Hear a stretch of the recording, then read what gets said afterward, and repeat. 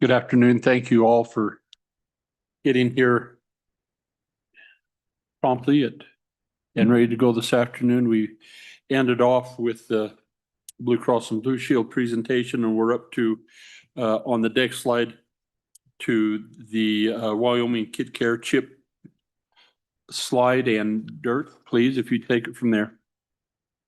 Madam Chairman, Mr. Chairman, members of the committee, I hope everybody had a wonderful lunch. I would start off with a joke as a committee member asked, but my wife tells me I'm not very funny, so I'm going to stick to just the history here.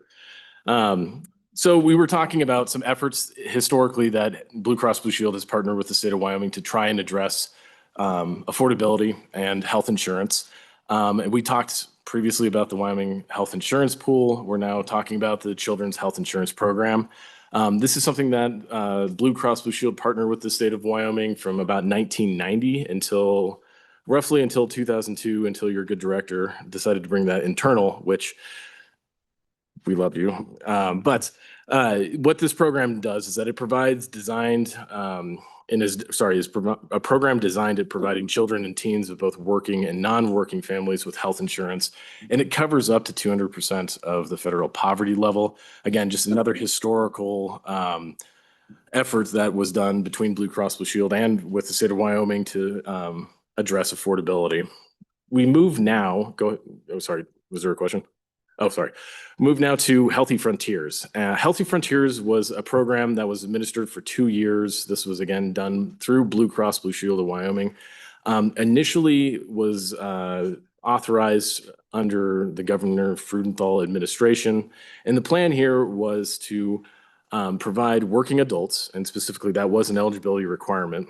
You had to work a minimum of 20 hours per week with affordable health coverage.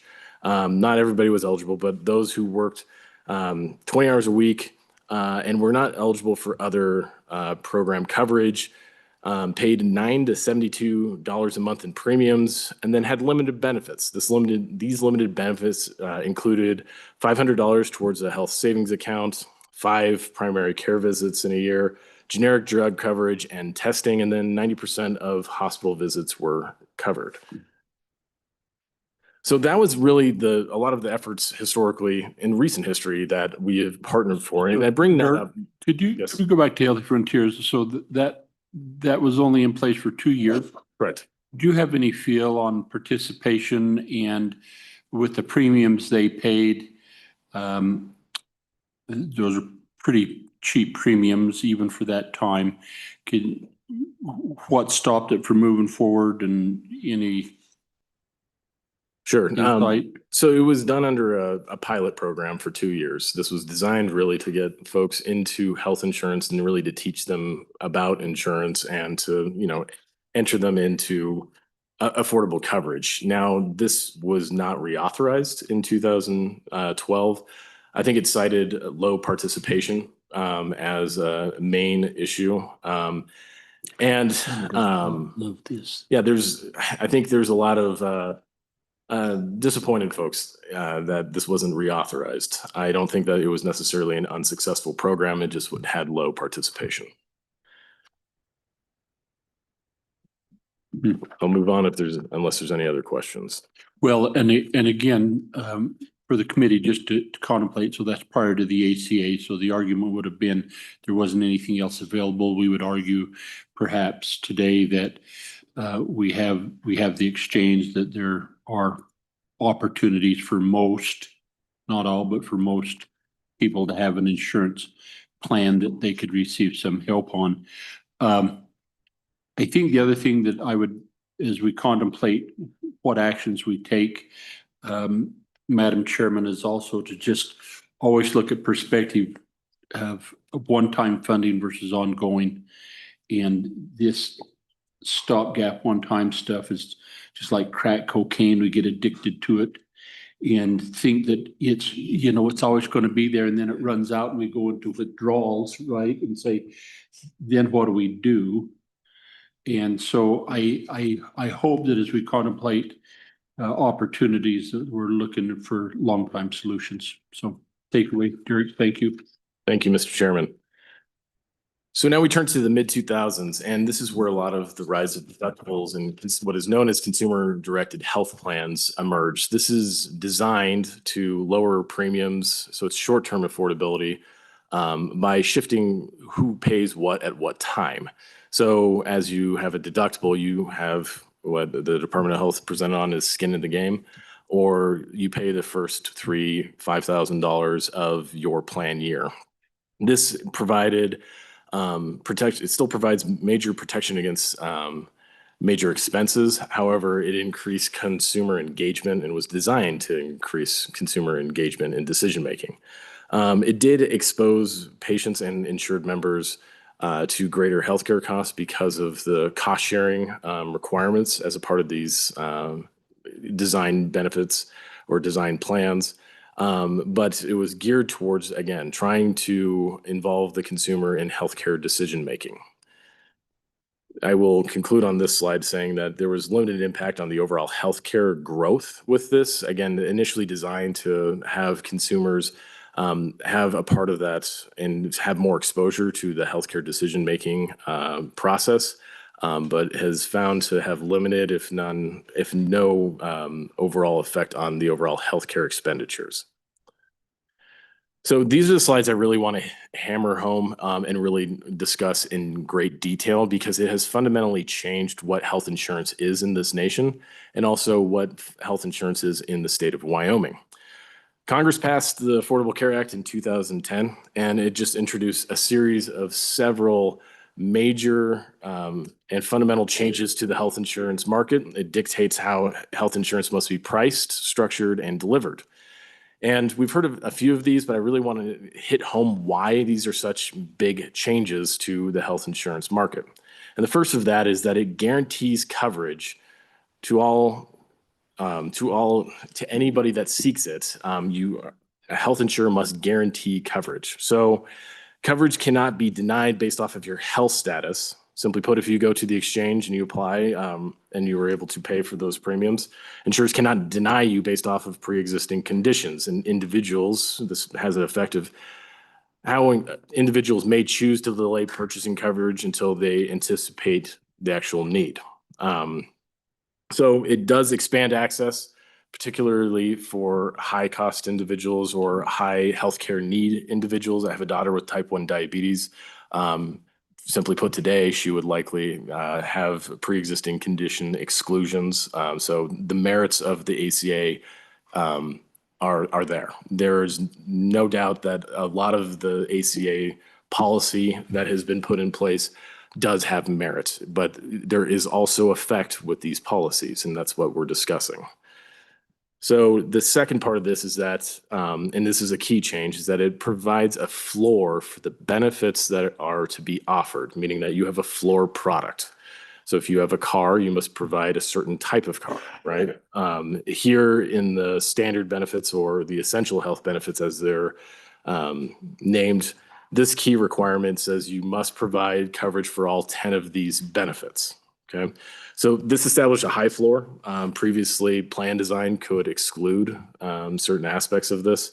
And it also doesn't restrict insurers' ability to provide more affordable coverage through plan design.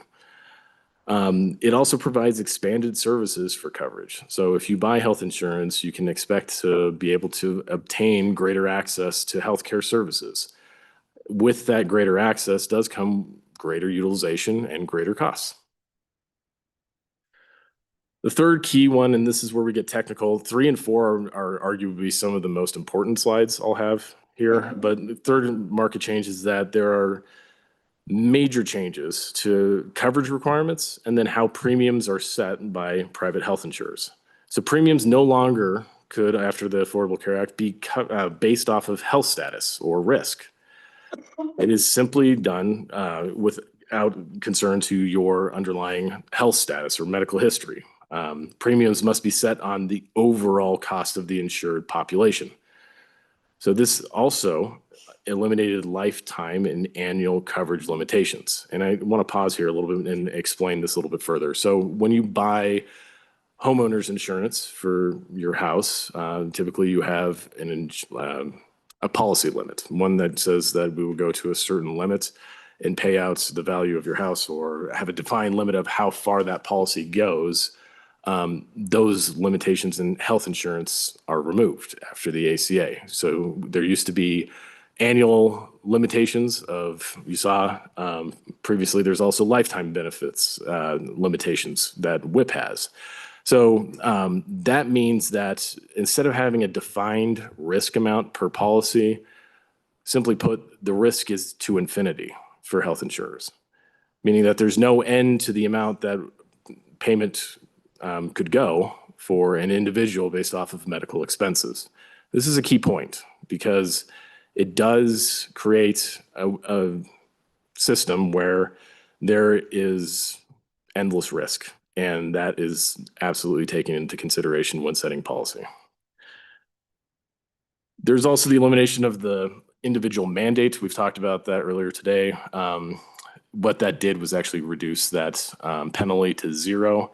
So there's no forced or compelled choice to have everybody included in the health insurance market. That does create some of the problems that the department alluded to earlier, and we can absolutely go into that. But the key impact with especially this third change that we're talking about is that premiums no longer reflect individual risk. This is not based off of an individual's health status. Premiums reflect the overall medical cost of the insured population. This coincides with the fourth one we'll talk here, and these are the two probably most important slides I'll have for you today. Number 3. Sure. So that third bullet on the elimination of the lifetime and annual coverage. So in my mind, I just envision workers' compensation lifetime benefit for disability. And so we have to maintain that pool of coverage through what we estimate and then actuarially determine will be the anticipated lifetime benefit and have that in available, right? Is that the same process then that Blue Cross and Blue Shield uses, that they have to then expand and increase their fiscal ability to manage these things? Is that driven any by this policy? Or what I would say here is that this absolutely changed the risk profile of health insurers, and I'll continue to explain it that way, where you had a defined risk in a single year, let's say of a set policy amount of how far the benefits would pay out to. Once this is removed, that risk goes to infinity, meaning that costs, so long as it is a benefit, must be paid out, and there is no cap on that risk. so what are the, I assume, educate me please, I assume that there's probably some sort of federal requirement that, and I think I read that on some of the failure of other insurance companies, is that they didn't have the financial stability to manage those anticipated costs. Just help us understand your obligations, to comply. Maybe that's a Commissioner Rude question. I don't know, but it seems like it would impact that fiscal profile somehow. It makes your reserve profile much more important, is the way that I would put it. My colleague, Mr. Red, may have additional comments to that on the financial planning and the financial risk profile that you're talking about. So I'll turn it over to him if he has any additional thoughts. Mr. Chairman, I want to make sure I understand the question. If we're talking about the financial profile or the insolvency of our organization, I think Of the solvency, I'm not in term, the pool available to pay claims. But if you've got a long-term health claim that could go on for decades. correct. And far exceed, and so you have to adjust for that, I would assume, and probably have a regulatory requirement to plan for that. And I'm just trying to figure that out a little bit, not the amount or anything, but just the structure and the requirements for that. It's a good question, Mr. Chairman. And what I would say is Blue Cross Blue Shield of Wyoming is an independent, not-for-profit health insurance company that's located in the state of Wyoming. But because we use the Blue Cross and the Blue Shield marks, we do have some requirements that the Blue Cross Blue Shield Association has for our solvency. And I think the reason for that is because they want to protect the brand, the Cross and the Shield brand, even though we're our own independent plan. So they have what's referred to as risk-based capital, or HRBC, which is health-based risk capital solvency requirements. The state of Wyoming has similar requirements for health insurance companies. What I would say is those are particularly low requirements when you look at the size of a health insurance plan. So for instance, because we only have just over 100,000 members, our risk-based capital could look higher from a profile perspective based on the dollar amount that we have in the bank.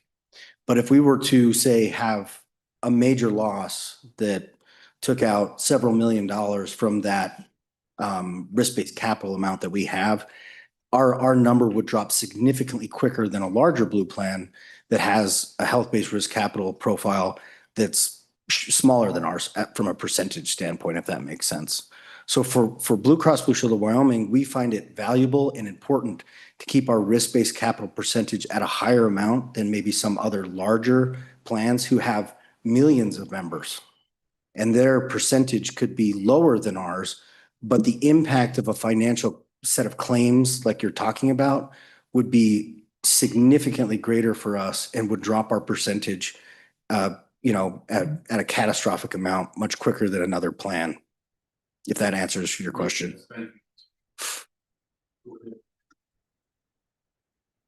Thank you, Mr. Chairman. So the fact that this uncapped risk essentially is out there now, how much has that increased our premiums, do you think? If you had to quantify it, how much do you think that has led to the increase in premiums? Mr. Chairman, Representative Geringer, that's a great question. Overall, we'll get to this a little bit later. Healthcare expenditures grow at an annual rate in Wyoming, average of 6.5%. I don't know that there is a single policy action that has occurred, even in the last 60 years, that has dramatically changed that. It seems to go up and to the right at a constant rate. What I'm trying to get at there is it's hard to identify with that alone what it causes. But if we think of the system as a whole in terms of incentives, I think that it absolutely does promote incentives in a way that might not necessarily be on behalf of the patient. Follow up, Please. Thank you, Mr. Chairman. So I guess the question then it leads to is that where reinsurance would come in, is to help cap that risk? Mr. Chairman, Representative Geringer, reinsurance absolutely is a necessity to help cap that risk. There is still, and that's something that we absolutely engage in privately as well. However, that is something that does mitigate that, but it does not overall change the healthcare expenditure rise.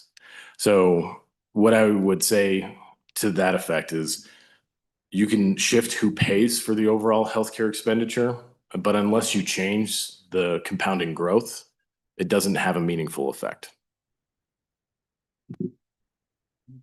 Mr. Chairman, on that same line, if you took out, I think we heard testimony earlier today about that top 10%. If you took out that top 10% or the top 5% or whatever out of the pool, that tail on the thing, would that lower the cost significantly to the rest of the pool, or it's so small, even though they're spending a large part of it, but it's so small to the whole pool that it really doesn't really change the profile much? Mr. Chairman, Senator Crum, what you're speaking to is the highest cost claimants being at the top 10%. If that were to be paid by not the private health insurance company or not by a public payer program, that would absolutely bring down the overall premium costs. However, that is still being made up somewhere else.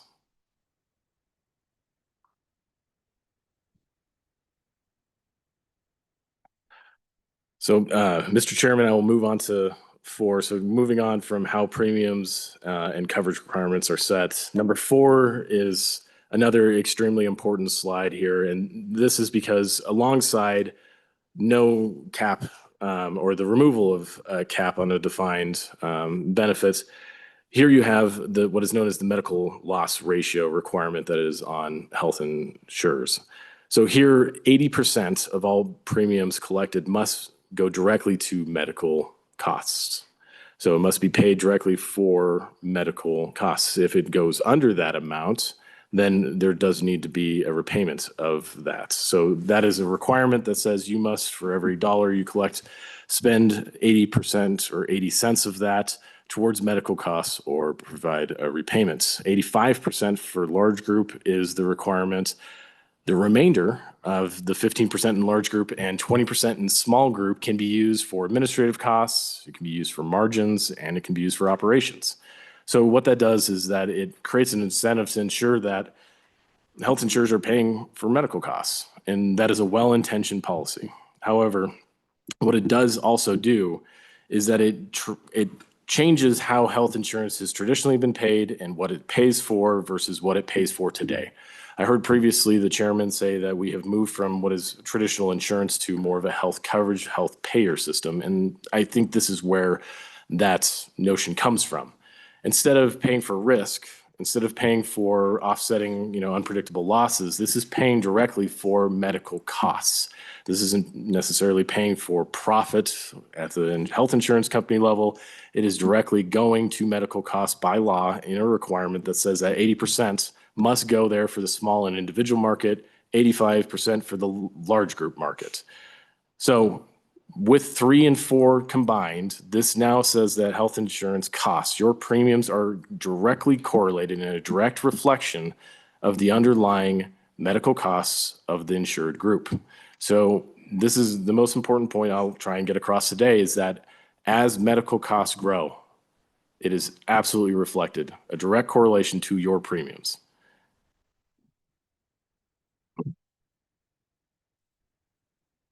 So moving on, after the implementation of the ACA, there's been several events here in Wyoming. First, the ACA implementation begins in 2010, and then in 2013, 2 certified carriers were authorized to provide coverage through the federally facilitated marketplace. So that was Blue Cross Blue Shield of Wyoming, and then I believe the second one was Win Health of Wyoming. Win Health, though, 2 years later, was placed into receivership by the Laramie County District Court. That is because Win Health went insolvent, and the Wyoming Insurance Commissioner at the time obtained an order from the District Court in 2016 declaring Win Health insolvent, which then meant that the unpaid claims that were not able to be paid for by Win Health went into receivership and were paid through the Wyoming Guarantee Association. This happened for a few different reasons, but before we get into the reasons with Win Health and why it went insolvent, we'll also talk about how in recent events, Mountain Health Co-op, which insured about 11,000 members on the exchange, pulled out of the ACA marketplace, citing high costs of care in Wyoming. And then United pulled out of all but 3 counties in the Medicare Advantage space. So there are about 4 publicly cited reasons for why Win Health went insolvent after the ACA. First of which is the ACA risk corridor shortfall. It was expected to receive $5 million of a payment from CMS based off of the risk corridor. However, CMS only paid 12% of that expected amount, and so there was a shortfall there. What isn't noted in the slide is that the guarantee, I believe, paid about $22 million for unpaid claims for Win Health, which goes well above the $5 million shortfall from CMS.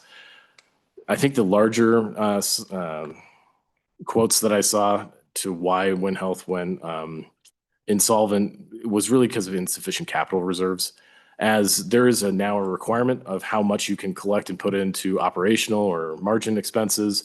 That is 80 and 85. If you're coming into the ACA market and you don't have adequate capital reserves, that can really draw down those quickly, and you have a very limited ability to rebuild those reserves back up because of the medical loss ratio requirements.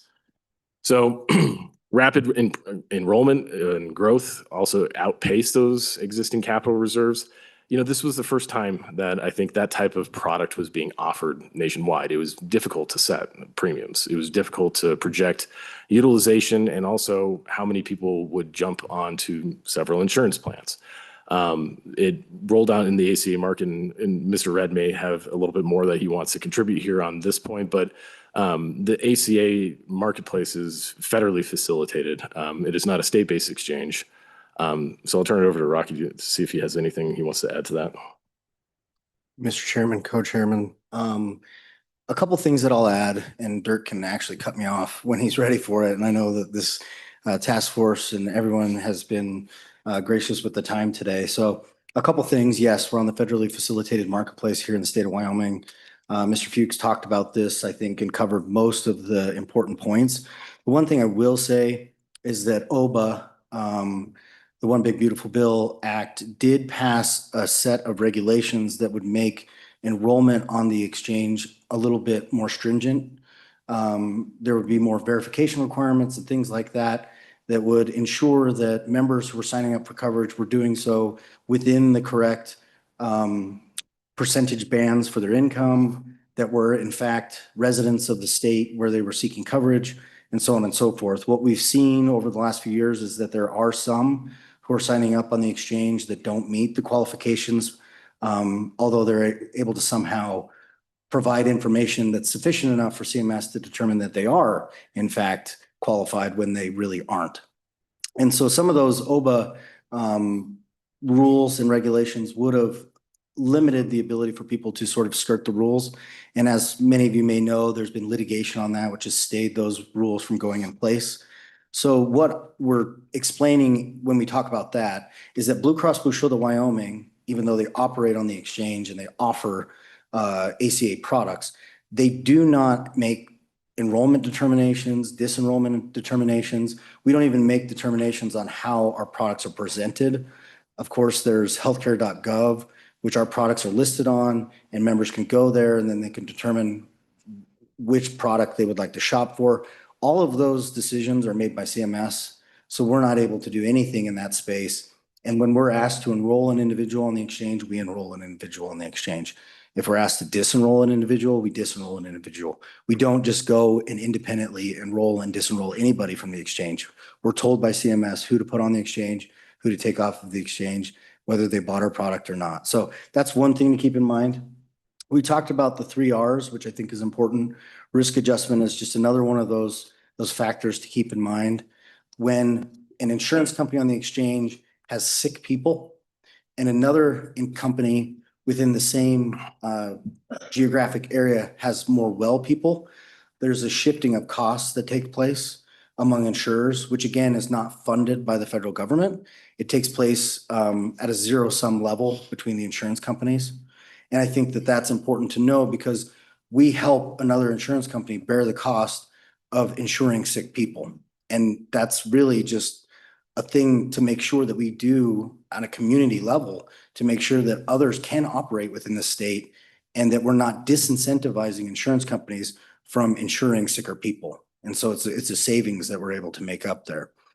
I shared some data with a few on the task force related to profit margins.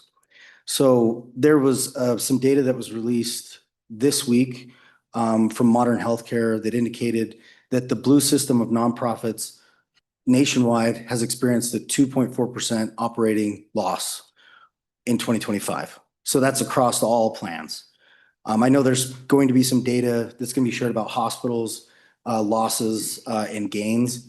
And I think it's important to know that there are plans that did have profit margins and there are plans that did have profit losses. But on balance, when weighted, looking at the weight of the losses and the gains, overall, there was a 2.4 marginal loss across the Blue system. And for us, in 2024, we had a 7.6% loss. And in 2025, we had a 4.3% loss, roughly. And the reason I bring that up is just to iterate that risk adjustment doesn't take care of all the problems that a health insurance company might have. Risk adjustment helps, but it doesn't put you in a profit margin or a net margin because you have risk adjustment. If you're going to have losses and you can't make that up through risk adjustment, you're simply going to have to eat those losses. The other thing I would say is that we have seen over time what you would call subsidies, whether it's reinsurance, whether it's risk corridors, which WinHealth was relying on risk corridor payments in order to remain solvent. And when those risk corridor payments did not come from the federal government, they went bankrupt. Now later, the federal government did make some risk corridor payments, but WinHealth was already out and already bankrupt and gone. So there was nobody that could recover those risk corridor payments on behalf of WinHealth. Blue Cross and other health insurers in the state of Wyoming bore the cost of WinHealth going out of business. So what I would say is that we have seen several subsidies, several programs that have implemented to be funding mechanisms on the affordable through the Affordable Care Act. Some of those have gone away. We no longer have the individual mandate. We no longer have reinsurance. We no longer have cost share reductions. We no longer have enhanced advanced premium tax credits. And what we can see through all of those mechanisms is that they have not lowered the cost of care.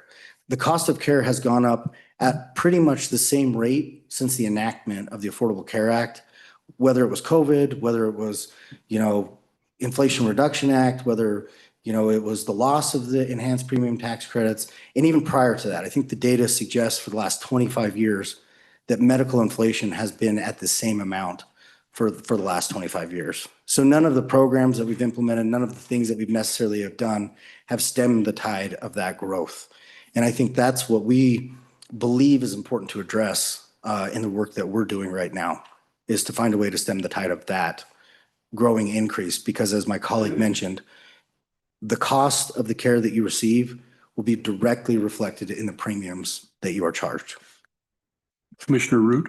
Just a quick point with regards to the risk corridor money. We actually, since we were in receivership, we were in charge. We have standing when the case went to the Supreme Court, and we collected that and we put back into the general fund. So just as a point of clarification, the taxpayers did not get stuck with that per se. Yeah. Well, but walk me through the process. So did you have to request a general fund appropriation to take care of it? Then as you collected it, or you repaid it back? Tell me how that worked. When a receiver, Mr. Chairman, when a receivership occurs, we go to the court, we're appointed receiver. And then we are in charge of the company. At some point, if it goes into liquidation and it's a runoff, we bring in a vendor, we run off, we maintain some of the employees, they work the claims. And Dirk was correct with that there were 22 million in claims that were paid ultimately. So had that initial money been paid, they would have stayed afloat a few more months, but they would not have stayed afloat long. And so all the states were in the same boat as we were. We were all a part of that lawsuit. Some people chose to sell that claim, if you will, and we maintained it. Thank goodness for Tom Glaus saying, no, we don't want to sell it early. We returned all that money back to the state. But what I'm trying to get is the connection on the state. You said you returned it to the state. When did you take it from the state? It indirectly is taken from the state, Mr. Chairman, because when the Guarantee Association comes in, they do an assessment of insurers into a pot to pay those claims. They get a tax write-off on their premium taxes down the road. Okay. And so this took a while. They took those tax deferments. We collected it back. It ultimately came from the general fund because the general fund was reduced by those tax credits. Yeah, thank you. So. All right, Mr. Chairman, we'll move on now from the solemn discussion on WinHealth, but there's good news in the last few years, I would say. There's been a number of legislation that has high merit that should help with some of this and some of the costs, and also promoting reduce administrative burden on providers as well. So you saw in 2024, there was a big overhaul that this legislative body put into reforming the prior authorization process. So this was called the Ensuring Transparency in Prior Authorization Act. And it established statewide rules for prior authorization. It required timelines on decisions, transparency and requirements, and also clinical review standards. So there was certainty in the process. Overall, this is a good patient-centered and provider-centered legislation. Merits, again, simply like the ACA, merits are good, and it reduces administrative burden and should reduce administrative costs too, and promote financial certainty for providers. It also reduces a little bit of overhead, or should do so, while also, as those utilization management tools are decreased, does increase utilization as well and improves timelines to care. Gold carding, which was a part of that process, this specifically requires health insurance companies to drop prior authorization requirements for providers in a plan year with higher approval rates. So after a certain amount of approved prior authorizations, prior authorization requirements are dropped for that provider. Again, this is another good legislative move that should have the effect of reducing administrative costs and burdens on providers. The third one that recently occurred was the health insurance credentialing, and it regulates how health insurance companies must credential providers. It provides timelines and more certainty in that process. And again, just another recent legislation that's geared towards reducing the administrative costs. So, Mr. Boley, please. On that point, we worked very closely and collaboratively together on that legislation, and I think you'll hear when Commissioner Rude talks about what the Department of Insurance can and can't do and how we can regulate in our state. We're grateful for the partnership we have with Blue Cross Blue Shield and with Cigna in passing that legislation. Unfortunately, it's only a small percentage of the overall insurance market that hospitals and other providers deal with. And so while it's great and it helps with in the state, we're still dealing with Uniteds, the Aetnas, the big dogs that are national carriers. And right now there is legislation being considered in DC to address some of these same topics. I'd also say that the legislation that we passed together has been mirrored and used as model legislation in other states because they felt it was valuable and effective. So then a question that I have is, and it might be a Commissioner Rude question, but I get that if they're located in Wyoming, then they have to comply with this act. But it seems to me that you could also place that on if they're located in another state, if they're a national company, but they're doing business in Wyoming, they have to comply with state law, would they not? Mr. Chairman, not necessarily. The large group plans, those ERISA plans, they're governed by the Department of Labor. Okay. And Okay. some, like you mentioned, some companies are gracious and they understand that and they will implement these. Others aren't required though. So and one of the things we talk about, when we get a complaint, the first thing we do is figure out actually who is involved here and what is our jurisdiction and how best can we help them if we don't have that much authority. Okay, no, that's helpful. Thank you. Okay, Dirk. okay, so we've moved on from the history lessons and now talking a little bit more practically with some examples on how this has fundamentally changed health insurance. So first, just going back to what is insurance, and the core concept here is you are trying to find, and the value that's provided is financial protection. The core concept is you pay a set predictable amount now, regularly, typically in a premium, so that you don't pay a large and unpredictable amount later. The value provided to the individual, again, is financial protection. It's also stability and predictability of costs. And then as a core concept, insurance companies must price that risk correctly in order to remain solvent. At its legal core, it is a contract and is governed as a contract between an individual and an insurance company, where an individual pays a set amount or a premium in consideration or exchange for a company to pay for a specified loss by contract later. Also, We're going to talk about homeowners insurance example. So I hear frequently when folks say, you know, it's all about size, right? If we could gain greater pool, a larger pool, that would bring down premiums. And that's not necessarily true. It's also about the underlying risk of an insured population. This can be seen in a very like relatable example of homeowners insurance, where Wyoming has a far smaller pool amount of well, homes and just homeowners than the state of Florida. While in Wyoming, we have a moderate risk state. Hail has battered my house several times, but it's still considered a moderate risk state as compared to Florida, where you have hurricanes. Some parts of the world might call that typhoons or other windstorms or other massive tropical events that are acts of God that drive premiums and the risk there all the way up to $10,000 a year, which is well above the national average. 189% is the figure that I was able to find, while the average premium in Wyoming for homeowners insurance, and again, this is average, is right around $1,500 to close to $2,000 a year in a premium. The example here is really trying to illustrate that it's not just about the total number in the insured pool.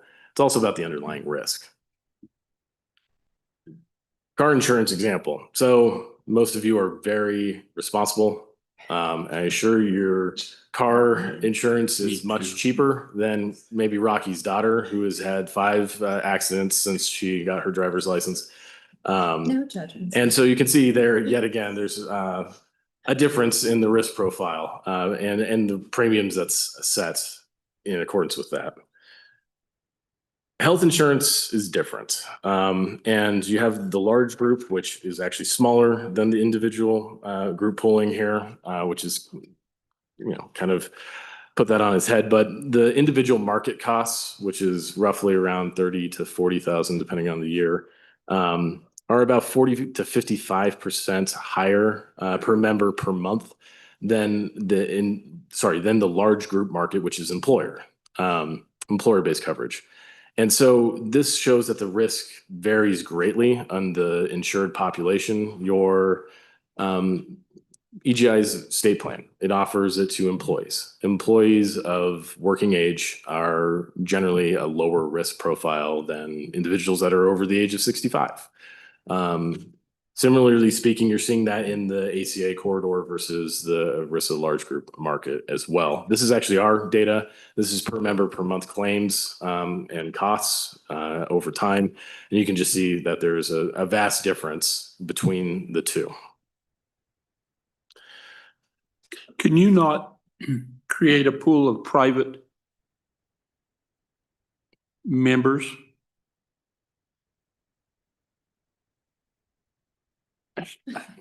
So, and I get that. So each of us in here, none of us are, just for example, none of us are employed or part of a large group, but we're individual. Can you not take those individuals and create a group for the sake of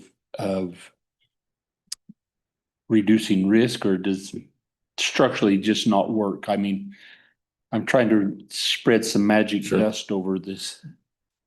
It's Mr. Chairman, that's a fantastic question, and illustrates that if you're to offer health insurance in the state of Wyoming, or health insurance, and that's the product that you're trying to offer by pulling individuals together for the purpose of paying for healthcare costs, specifically going to market it as health insurance, you must meet the regulatory requirements as set by the ACA and by Wyoming law.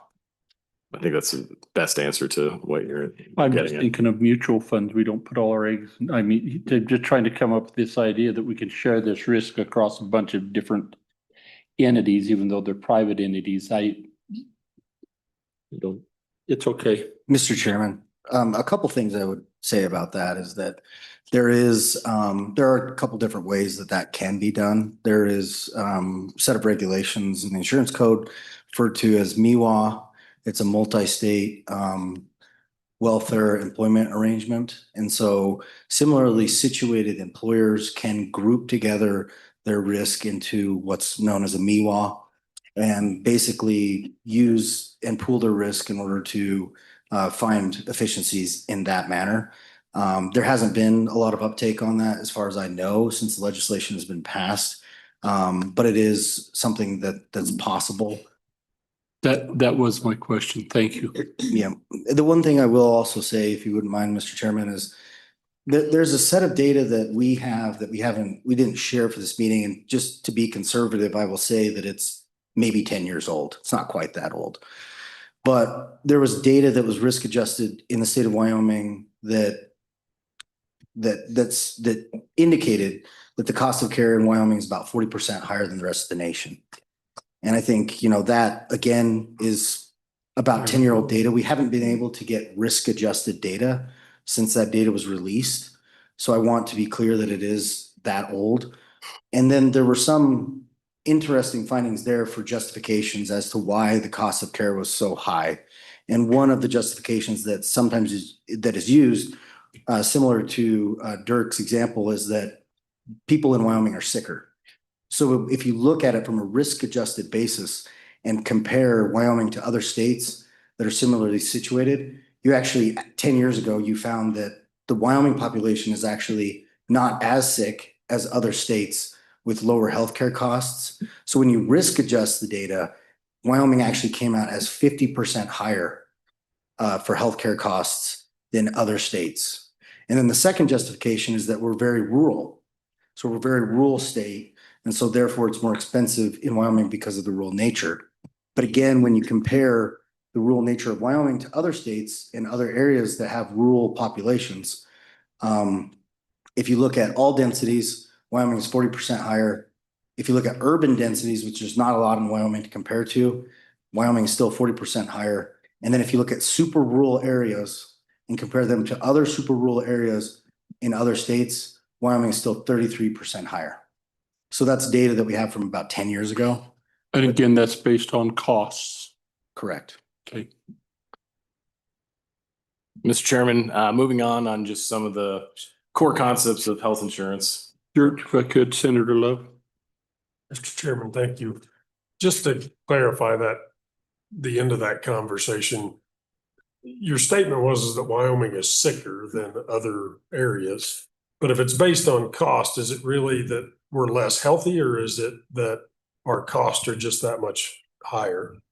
Mr. Chairman, Senator Love, I actually didn't share the risk adjusted numbers. So on a cost basis, Wyoming is 40% higher in all densities, 40% higher in urban. And again, this was 10 years ago, 33% higher in super rural areas. When it's risk adjusted for those factors that I just indicated to you, meaning that Wyoming is actually less sick in the densities that you're comparing it to. So when it's risk adjusted for all densities, Wyoming is 50% higher in all densities, 47% higher in urban areas, and 41% higher in super rural areas. So that's when you risk adjust it and take into consideration those factors that you might use as a justification to have a higher cost in the state of Wyoming, sicker people, older people, more rural area. When you risk adjust it using those factors, it actually increases the cost when you look at Wyoming. And again, that was data from 10 years ago. We use association data to be able to produce this. And that's association data we can't risk adjust right now, but we are working to get updated figures for this data as well. Please. Follow up, just to make sure I'm right, then you're talking that the cost is what's higher. Correct. We're not looking at risk with the end of that data. Correct. And Mr. Chairman, Senator Love, the reason I bring that up is because and Dirk is bringing this up as well, is we're talking about pooling risk. Pooling risk does work in certain circumstances, but if the overall cost is high anyway, the pooling may not be that helpful. And if the risk is also high, then of course it's also not going to be that helpful. So you need those two factors. You need to be able to control the cost by pooling a group of people so that you can bring the cost down, which we have not been able to see in the pools that we have in Wyoming. And also you can bring the cost down by bringing a larger group of people and mixing the risk so that the risk on overall balance is less. And that has also not resulted in a savings for a pool of people. So, Mr. Chairman, what I'm hearing in a variety of different ways, from Blue Cross Blue Shield, is that we need to rename the committee, which is Healthcare Cost Affordability Task Force, and a reduction on that instead of health insurance, which is what our constituents are seeing. But really the takeaway and how we should maybe refocus our work here this interim is understanding those healthcare costs, that the trajectory does not seem to change no matter what federal policy does or you do to try to make those premiums more affordable and to risk adjust for that. So there seems to be a big question as to why, despite the fact that it's not our rural nature, it's not that we're sicker, in fact, we may be healthier. It's not the unavailability of health insurance, because a larger pool doesn't seem to impact it either. It is the actual cost of health insurance, which is causing premiums to rise. So what is causing the increased cost in health insurance or in healthcare? Do you have a PowerPoint for that?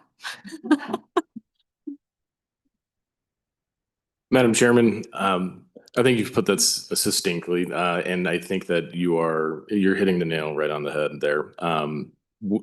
Simply put, healthcare costs, as they rise, health premiums must follow. And we have identified that 80% of our premiums have to go directly to those medical costs. So for every dollar that increases, we have to correspondingly increase our premiums.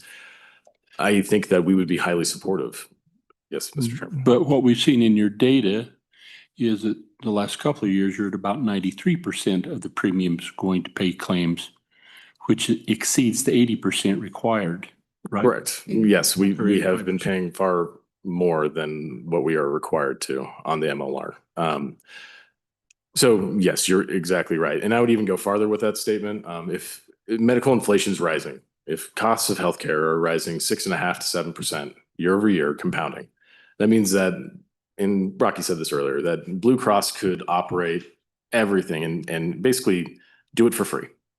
And next year you'll have higher costs on your premiums alone, even if we did all of our services for free for a whole year. And that's why we're trying to really hammer home that if we want to address premiums in a meaningful way, we have to address underlying costs. We also have to recognize that we get and obtain fantastic and quality healthcare in this state. We have providers that do fantastic work that are trying to help and care for our residents.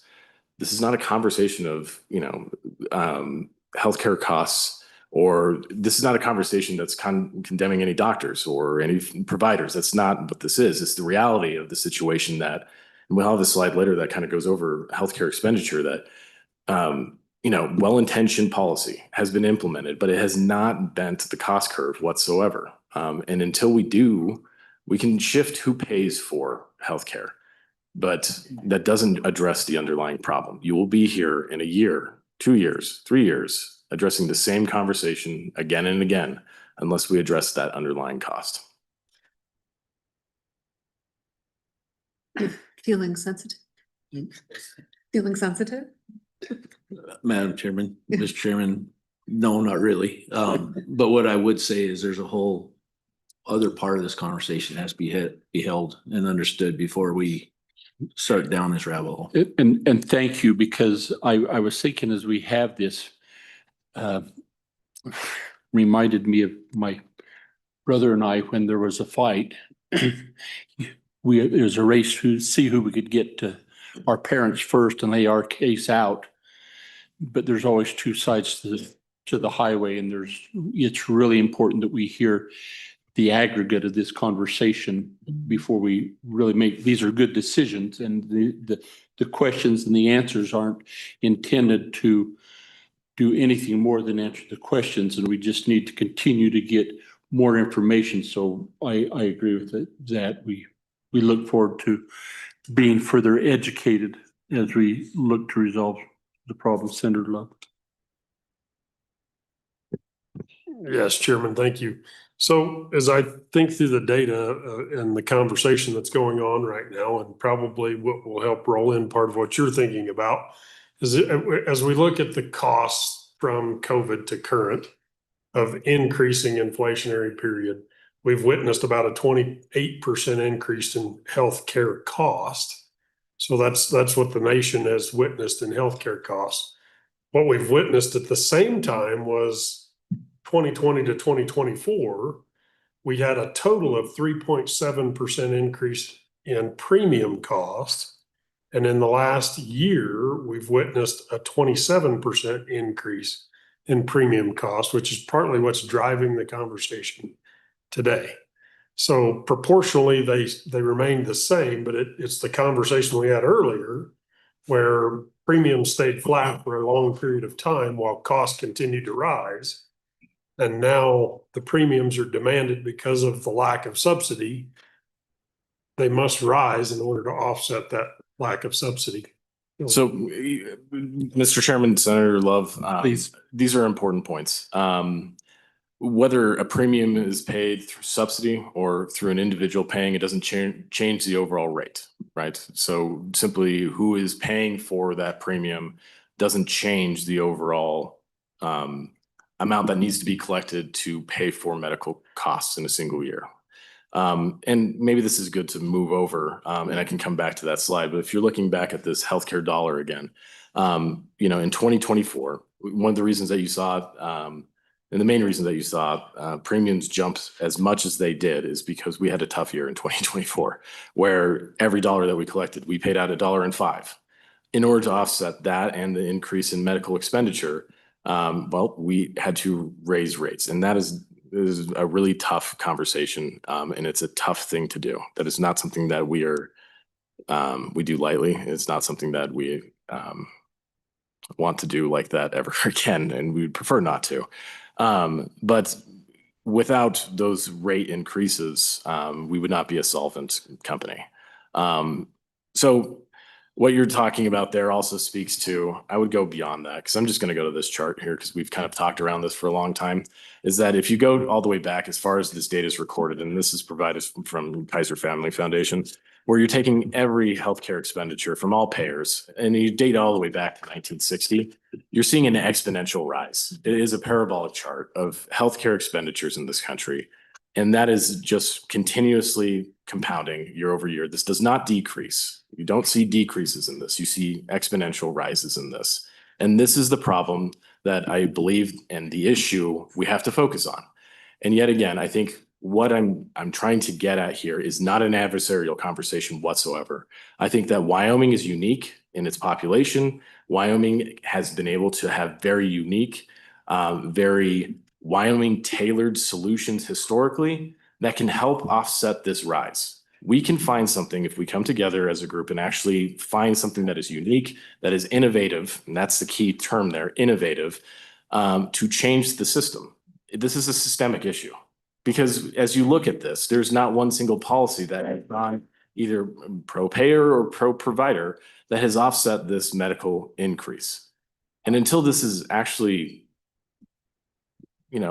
addressed in some meaningful manner, this will continue to rise. And that goes back to what I was kind of getting with this chart here, is that this isn't like a normal good that you go, or a commodity that you purchase on just an open market. Price sensitivity, or as people that like macro or microeconomics, this is also known as inelasticity of demand, where people cannot easily reduce healthcare use simply because the price increases, right? So if someone walks into the emergency room, no matter how much that goes up, when my daughter went into DKA, there was not a price I wouldn't pay to have her taken care of. And that is just the nature of healthcare. When total cost increases, we also have to meet that with premium increases as well.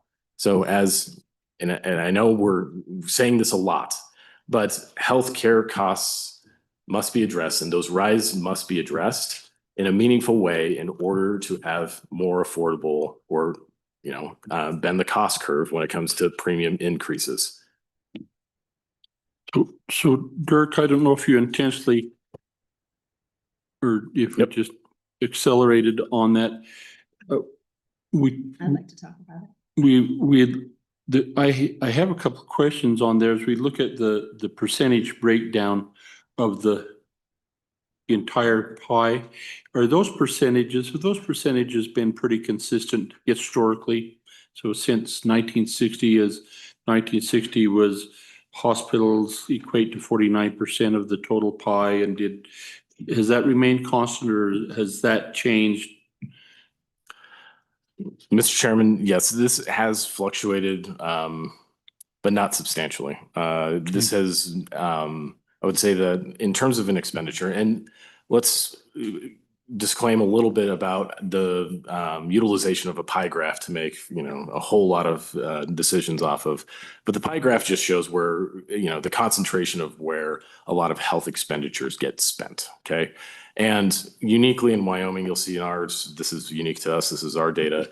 I would say nearly half, if not a little bit more, goes to hospitals. And then the relative amounts to other types of healthcare services are roughly consistent. And you see that consistently in the nation as well. When you look at this slide, this compares Kaiser's 2020 data to the recent national health dollar that comes out from CMS for all payer data. This tells a few stories, and I don't necessarily think that it's saying anything condemning whatsoever. I think it just shows where the dollars are being spent. And so in, nationwide, you're seeing 31% in going to hospitals. This represents other services that we don't pay for frequently, and we don't pay for often whatsoever. The national data on the left, that's why I included that as well from Kaiser. It's still representative in our state. That's Wyoming data on the left-hand side.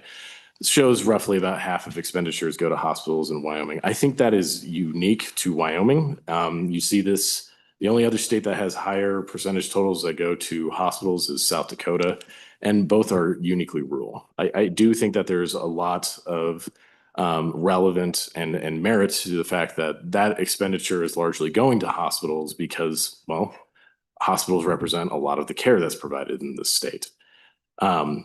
But in addition to that, there's also some other uniqueness to that. Wyoming has one of the most concentrated markets in the nation. That's due to its rural environment. Simply, you don't have 3 or 4 different hospitals, nor would you want 3 and 4 different hospitals in a community competing against each other. There's a lot of fixed costs there. That's not something that provides a very efficient system if you have multiple hospital providers in a single community, especially in a rural environment. We also have a lot of low volume. And so when there is care being provided in rural communities, the vast majority of it does go to hospitals. There's also been a lot of concentration and consolidation around the system as well. So I think that this is relevant to and helpful to a point. I'd be happy to answer any other questions that you have about this, but what it does show is our distribution of healthcare expenditures in Wyoming is unique to Wyoming. Thank you. We'll continue. Do you have something? So again, this is the national data. And again, this is what I would say, this is the focus of this group. This is what we have to battle. And this is the issue we need to try and solve. This is similar to Wyoming. Wyoming's data is no different. This only goes as far back as I could find it from CMS to 1991. And healthcare expenditure totals in Wyoming have risen dramatically, if not exponentially as well. Back in 1990, CMS reported a total of $1 billion of health expenditures. We did $1 billion last year, or 2024 alone. So in 2020, that has risen all the way up to 6.4 billion in the state of Wyoming. That means that it's a 528% increase in healthcare expenditures. Again, an average of 6.5% year over year rise. This shows healthcare is not, or affordability in healthcare is not a new problem. This shows this is not a short-term problem. It is not something that was caused in 2019. It was not something that was caused in 2010. This is something that continues to rise year over year unabated. We have to address this. if we want to address affordability on premiums. I might ask if you could share with us on that, that bold one, the 2020 CMS report reflects here the Wyoming increase. How does that compare nationally? Because we note that Wyoming's kind of a unique beast, large geographic area, very low population distances, all of that. So just curious how it compares. Wyoming's on pace with the rest of the nation. Say that again. Wyoming's on pace with the rest of the nation. CMS has that year-over-year report. Kaiser does that in partnership with them as well. Roughly speaking, you see healthcare expenditures increase anywhere between 5% and 8% year over year. That does not typically go down. Go ahead. And so, Mr. Chairman, I mean, that means premiums have to increase by that amount, and you have to anticipate whether it's 5 or 8%. Otherwise, you're going back and trying to figure out how to pay with that 1%, 2.5% potentially, right? And so to this issue, and again, I'm aware of this potential concern over where blame is, and it's not blame, right? I mean, this is not the analysis. This is a national issue. This has gone up really since, well, 1991, since we see it there. It's a 90-degree angle. But if we want insurance premiums to be less and the people to have access to healthcare with affordable insurance, we need to get down the costs. And so understanding that, otherwise this is an exercise in futility or a good education on insurance, which this has been incredibly productive. But I do think we need to shift for how to ensure that people's premiums are down by understanding how Wyoming can be innovative and understanding how to reduce our healthcare costs. So our hospitals remain strong and healthy, that there's insurance carriers to provide those, whether it's federal governments, which we're reducing those payments. And so we're going to have to rely more on nonprofit insurance carriers and potentially private insurance carriers of other types. But no one's going to be able to afford an insurance premium of any kind, and employers are going to be really struggling in providing those benefits to their employees. So understanding how Wyoming can respond to this uniquely than the rest of the country to provide a slight divot, because what that does by decreasing healthcare costs by 1%, right, equates to, I don't know how many dollars, but that's significant dollars, probably hundreds of millions, I'm guessing is what that number is. Or millions at least. And so we have to refocus the conversation, I think, to that piece. I'm ready to pivot. Mr. Chairman. Please, Senator Crum. Yep. Thank you, Mr. Chairman. So I think the good senator to my left here is right, that we've got to focus on, the cost inputs on this thing. And, it's kind of one thing is supply and demand, right? You got basic economics 101. It's just the supply and demand curve. If we created more supply with providers, part of that graph we saw very first thing this morning showed the big increase in cost in providers. If you would increase the supply of providers into the state through some licensing measures, some other things, would that help provide access and more opportunities, more choices for people to help drive down costs? Encouraging things, not requiring, underline not requiring, these rural hospitals around our state and clinics to work together to create their back rooms and become more efficient as far as billing and collections and record keeping and some of those things to help drive the costs down so that we're not duplicating in every little town in the state of Wyoming. I know some of the hospitals already have gone out and have affiliations with larger hospitals that have basically done some of that or been acquired by a larger network. But for those who choose to stay independent, which I strongly support, to work together, to find some way to encourage them to work together to take cost out of their system then that could be passed on to the consumer. Does that make any sense, or is that just pie in the sky thinking in the healthcare world? So Dirk, if I can, please, I think the conversation is headed the right direction. I just think it's a little premature. I think that we should be having this conversation on how we address it with ideas at the end of our conversation tomorrow, so that we have a complete understanding from all parties here. And I would also think that, you know, as we're having a conversation, it's easy to just think that it's just hospitals. So when we bring in, we have to remember, for each hospital, only 18,000 people supporting that hospital. So if you bring in more providers, I'm thinking that that's doctors. You got to pay for those doctors out of that 18,000 somehow. Oof, the costs go up. And so but that's a different beast when you talk about primary care. And so we have to not just focus solely on hospitals. We've got to think about primary care and our other medical associations, because that's really when we look about provider need and trying to get that's a whole. It exists in the hospital, but boy, it's also a real enchilada in the primary care and the clinics. So just. Mr. Co-Chairman, if I may, when I said I was ready to pivot, I absolutely support going forward with our planned agenda for the rest of the afternoon and tomorrow, and having discussions about how to pivot when we complete our agenda to calm whatever is happening that I don't appreciate or I'm unaware of. When I say how to reduce our healthcare costs in Wyoming, that is not exclusive to the hospitals. That is anywhere that we can, and it may not include the hospitals. So let's all take a big sigh of relief about the hospitals. Appreciate that they're a member of this committee, and focus on healthcare costs in general. And so I just want to make sure that's crystal clear.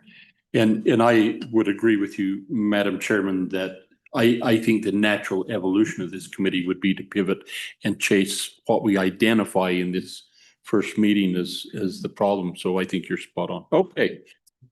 Yes. Derek, please. Just one question. I'm looking at the pie chart that you provided, Blue Cross Blue Shield, and I'm trying to understand a lot of, you talked about consolidation, and there really hasn't been a lot of consolidation compared to what happens nationally. We do have a hub and spoke model that Banner's created, but one of the questions I have is when we talk about the total cost to spend in hospitals, and then you've got physician and clinical services, there has been a lot of consolidation when it comes to employed physicians within the hospitals. And we'll talk some about why that's happened in our state and what drives that. But I'm just curious if the pie pieces actually reflect that. I don't know what goes into these different pie pieces and where that 31% comes from, but curious if that was factored into any of those calculations. I just don't know where the data came from or what's included in it. Yep. Mr. Chairman, Mr. Boley, I think the question comes back to, let's go to this one. You're talking about the dollar bill or specifically the part? So this one right here? Yeah. Yes. Okay. Yeah. So here, this is taken from the National Health Dollar.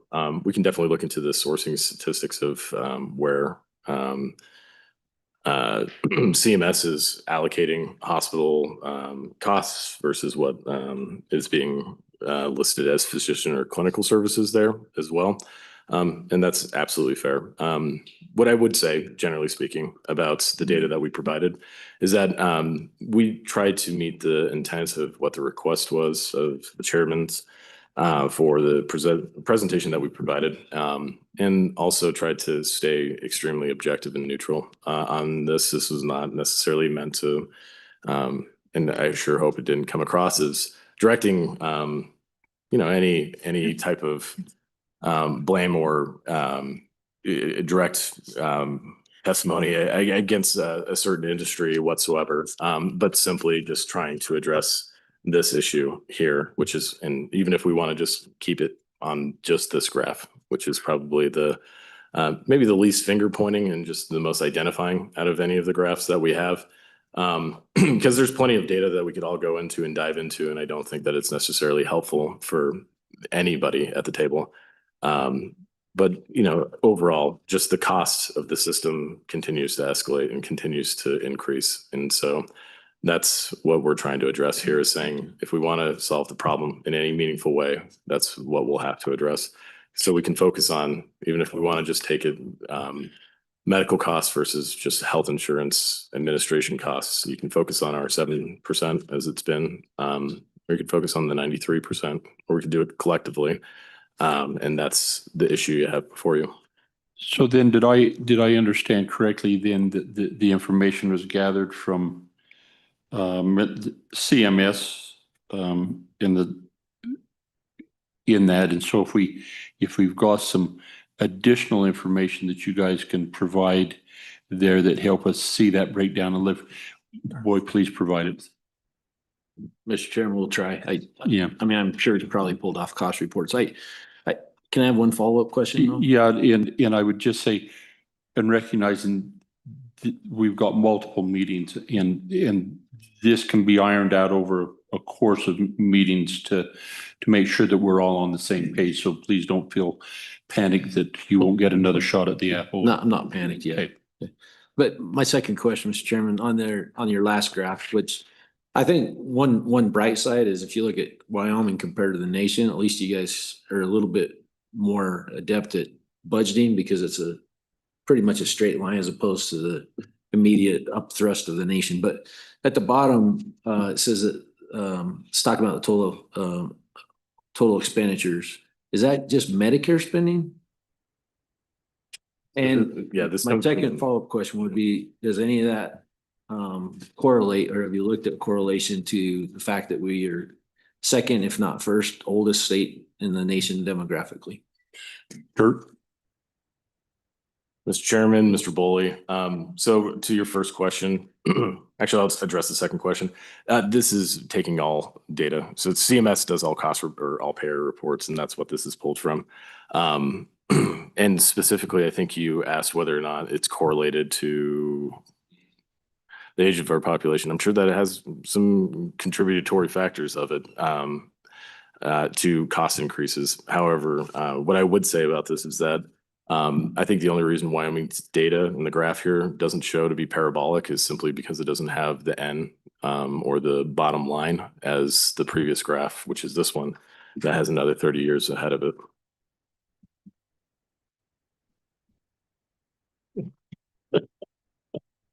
Okay. There you are. Any other questions? Well done. A lot of information there. Helps us understand a lot. Okay. We're hinging upon our 3 o'clock break. I think we ought to just take it now as we get ready for the insurance commission. And we'll be back here, if we can be back here at 3:05.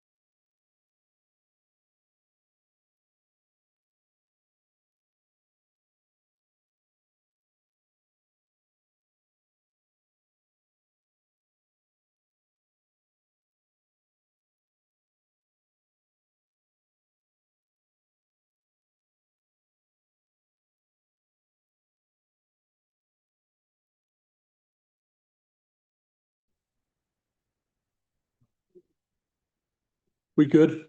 Marissa, thank you. Well, thank you for being here, and we're thankful. We appreciate the Insurance Commission being here today. So Commissioner Rude, we'll turn it over to you and we can commence, please. Mr. Chairman, committee members, I'm Jeff Rude, the Insurance Commissioner. With me is Tana Howard, my deputy, for all the hard questions. We were asked for a number of things, and one of them dealt with the structure of health insurers in Wyoming, and I talked with a couple of you. I'm going to give you two the same request, please. I'll stay close. I'll try. I'll try harder. Okay. Will Okay. do. And so I've talked with a couple of you in the hallways about what we really regulate. And just so we understand, the Department of Insurance does not have authority over Medicare, Medicaid, TRICARE, the VA, the Affordable Care Act marketplace plans, or the Small Group Affordable Care Act plans. And the largest group there is the large group employers. We talked about ERISA and them being regulated by the Department of Labor. That entire group is regulated federally. We do have authority over individual plans that are not on the marketplace, and small group plans that are not on the marketplace when the companies are in Wyoming. I think Blue Cross had mentioned a little bit about the MIWAs, multiple employer welfare arrangements. There's a handful of those in the States. That's where a group of plumbers, a couple small small companies, small businesses get together and can form this arrangement where they will be self-insured, and we do oversee that. So what's important about this is when you take all of those federal entities out that the groups that are looked at by the federal government, we end up with only 10%, 12% of the market that we see. And where that's important is where we want change, and we want change to affect something in Wyoming. We don't necessarily know that when we make that change, it'll have a much more limited impact than we expected it to have, because these things are not necessarily required of these other entities. They may on their own goodwill go ahead and adopt the changes that we do statutorily, but they're not necessarily required to do that. And that's the only reason I point that out. Mr. Commissioner Rude, so if a consumer is having trouble with the federal exchange, can't access it, can't talk to anyone, whatever that complaint may be, who then do they go to? Mr. Chairman, they should still come to us, and we will help them. And one of the first things we do is truly track down who is in charge of that policy, who regulates it. We still can help them explain the terms, explain how they should draft their response for a complaint, for example. We can give them sometimes the best point of contact that we've developed with them. And we've even called over to the Department of Labor and send people there and try to help them advocate on their behalf. But in the end, we don't have the authority over that entity. So we still can help them, and we still try to. And so in the event you had just trying to get the structure clear in my mind, in the event that you had one of those governmental supervised providers, if you will, that just were non-compliant from your perspective after someone's made a complaint to you, is that just something you have to wrestle with the Department of Labor or someone else and try to get them on board, but you can't, we really are without a mechanism to correct the problem? Mr. Chairman, we're without the authority to say fix it or we'll take action, because we can't take action. We have no authority to do that. We can annoy them, and we'll call them several times and we'll say, can you just explain this to us, and things like that. And sometimes that helps the consumer, but ultimately I can't hold their feet to the fire. Okay. Please continue. So looking at our market here in Wyoming, we currently have 2 domestic health insurers. We heard from one extensively today. We have over 800 insurers that are licensed to sell a healthcare product in Wyoming. Now, most of these are what we call limited benefit plans. Some of them are very limited. They might only cover cancer only. They might be a dismemberment plan or things like that, but they have to still be licensed here. And something to think about, sometimes a broker can cobble together some of these limited plans and present them to a small employer and say, hey, would you like to use this for your workers? And sometimes plans might be okay, but many times they're really bad. Wyoming has 13 insurers that are categorized as major medical providers. Comparing that to other states like Alaska, South Dakota, Idaho, Montana. Alaska has fewer, the other states have a few more, but what we really have in common is 2, 3, or 4 of these will make up 80 to 95% of the market share. And so when we say we have 800 other companies that are licensed to sell these limited benefits, they sell a fraction of a percent here. You've already heard about the WIP program. I'm happy to answer questions about it. Right now, it's everyone that wasn't in that new category of under 65 disabled was disenrolled. They went to the marketplace, and so that's the only group that we have left on there, under 65 and disabled. There's a sunset provision in 2030 for the program. We'll reassess it at that time. So, looking at our regulatory requirements and oversight of insurers generally, dealing with our domestic companies, not just health too, but also property and casualty, we receive financial data and we apply criteria that all of the other states apply to their domestics. This is one area of insurance where all of the states apply the same standards when we're looking at their finances, and there's a good reason for that. We'll receive quarterly financial documents and annual financial data. We conduct an extensive exam, takes many months, every 4 or 5 years of our domestics.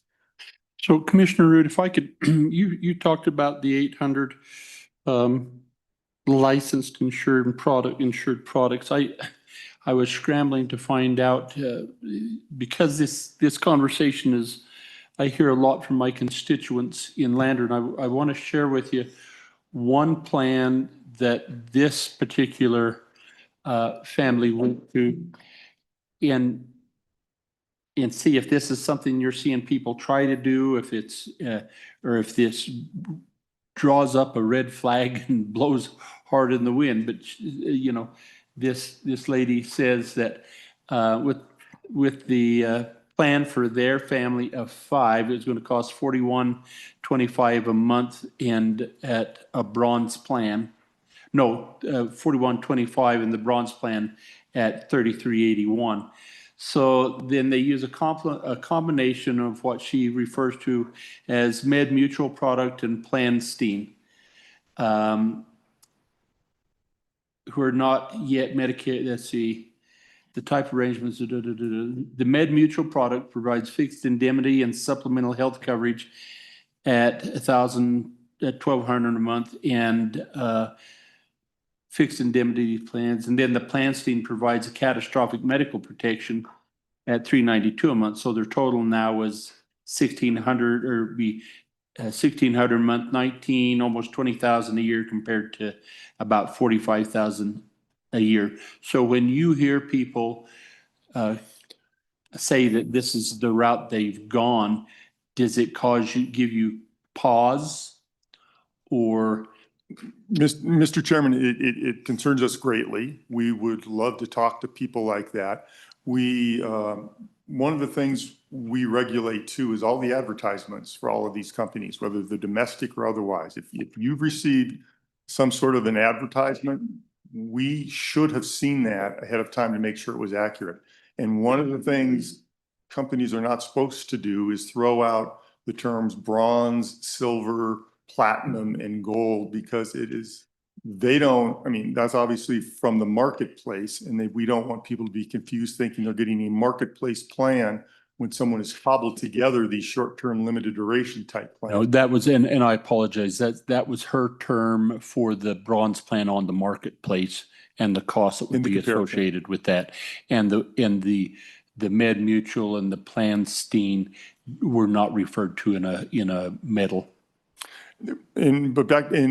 Understood. So back to your point, Mr. Chairman, is looking at what someone cobbled together here, maybe that's fitting to fill a gap or something, but generally though, they are very limited in coverage. I mean, we've seen plans where someone gets $100 a day if they spend the night in the hospital. So your advice to people, and these are, listen, this is a family where the husband's an attorney and she's a CPA and works for a retirement firm and in another state. And they do their homework. I think people and that's the challenge a lot of these families have is a lot of them don't have the resources or the wherewithal to investigate and look other places, but they're priced out and it makes them very nervous at not having insurance. So what advice would you give them? Well, Mr. Chairman, something's better than nothing, but if they have questions about what they're looking at online, having them call our office. Just give us a call and we'll pull it up and we'll walk them through and we'll look at it and say, this is disingenuous, or this is a flat out lie, or this isn't too bad, but we can work with them on. Thank you. So those 800 companies we talked about, they're not domesticated here in Wyoming, but they still have to be licensed here to sell. And that's something we do. We verify that they were appropriately licensed in their domestic state. So we can go back and ensure that's the case. So Commissioner, this conversation, if we could just buy across state lines, we do that. Mr. Chairman, anybody can sell across state lines if they would like. It's in statute. We've had no takers, but that's been on the books. Give me a moment. I want to say prior, I mean, it's been on the books maybe from 2010, and we've had no one's knocking down the door to sell across state lines in Wyoming.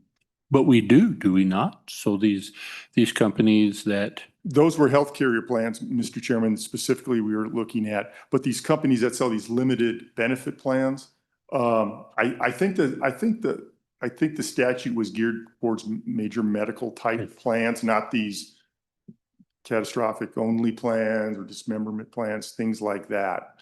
But those companies, they are licensed here. They do pay a fee.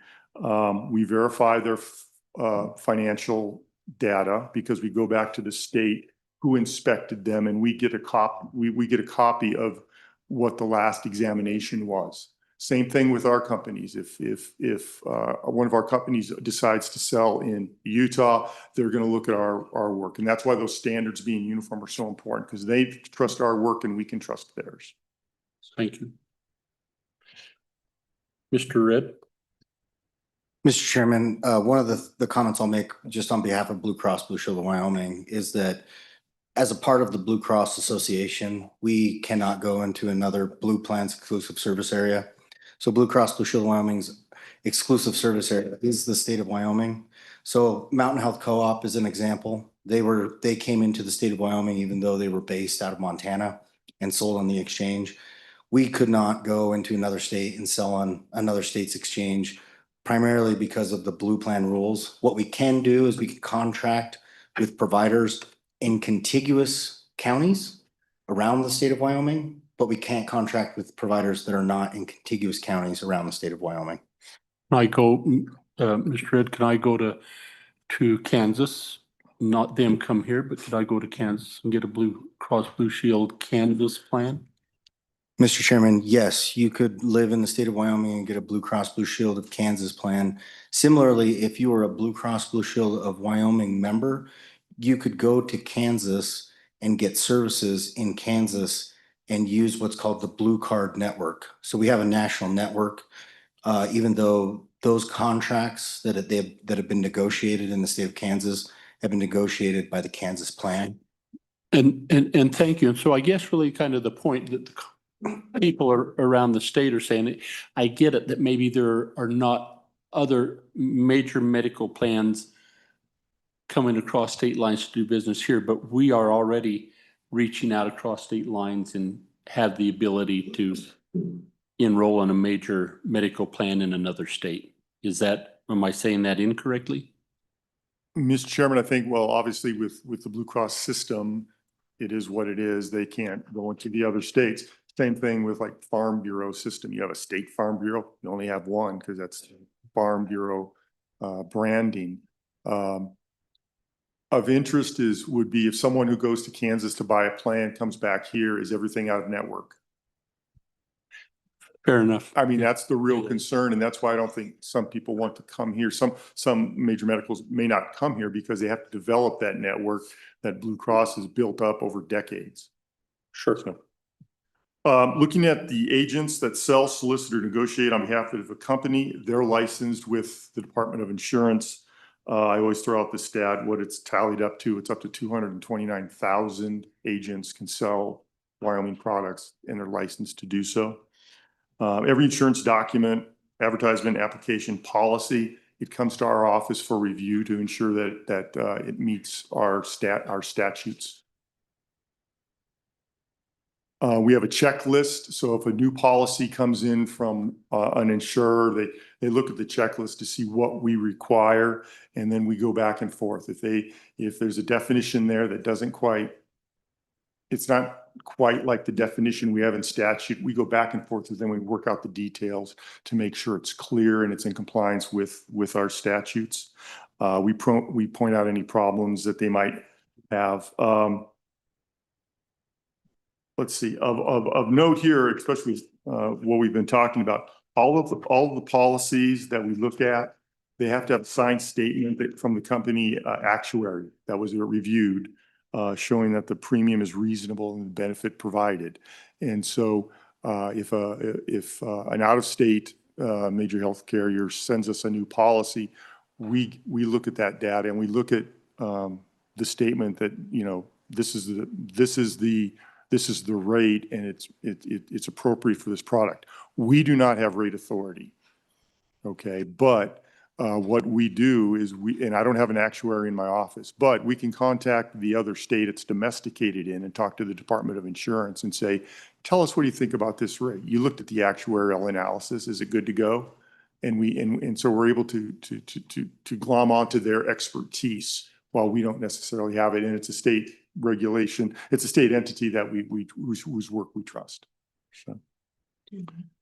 When compared to most states, Wyoming has fewer mandated coverages. Commissioner Root, Senator Love. Thank you, Chairman. So keeping with that thought process, would it be possible to come up with an interstate agreement or some sort of agreement with maybe our surrounding states where we could communicate effectively and have somewhat of a consistent plan so that all operators inside of that 4 or 5 state area operated by a similar set of rules and values so that plans were interchangeable across state lines with less cumbersome issue?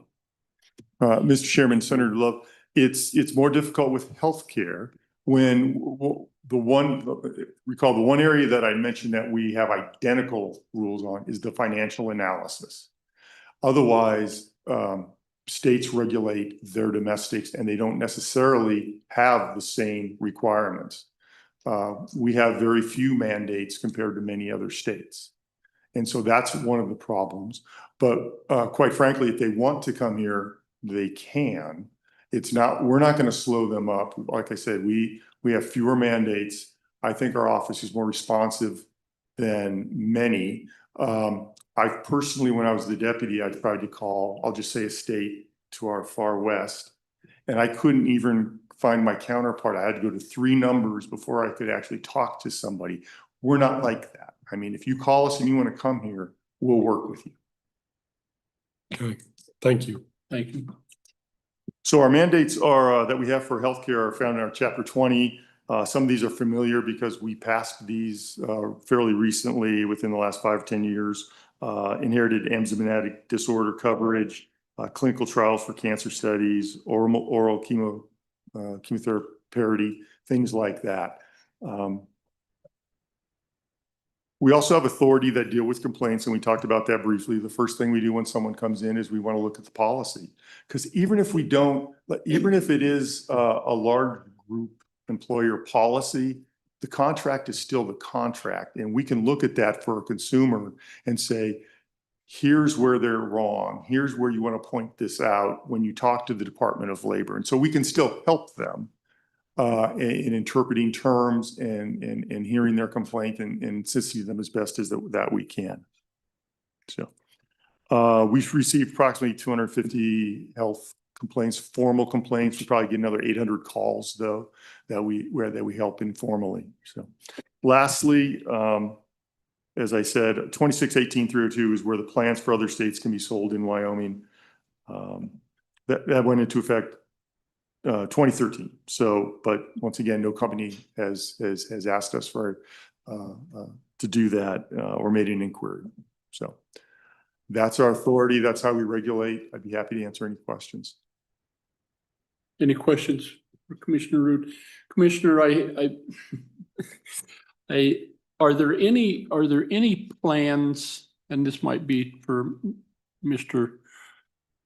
Red as well, but are there any type of group plans, small group plans other states offer that we don't allow in Wyoming? I had one constituent whose spouse worked for a lobbying firm and was covered by out of Utah and had a group plan, and when they moved to Wyoming, they'd done the COBRA thing, and then when they got rid of the COBRA, they says, well, we could put you on, and I may not have the term right, a family group plan, meaning that their family could be a group.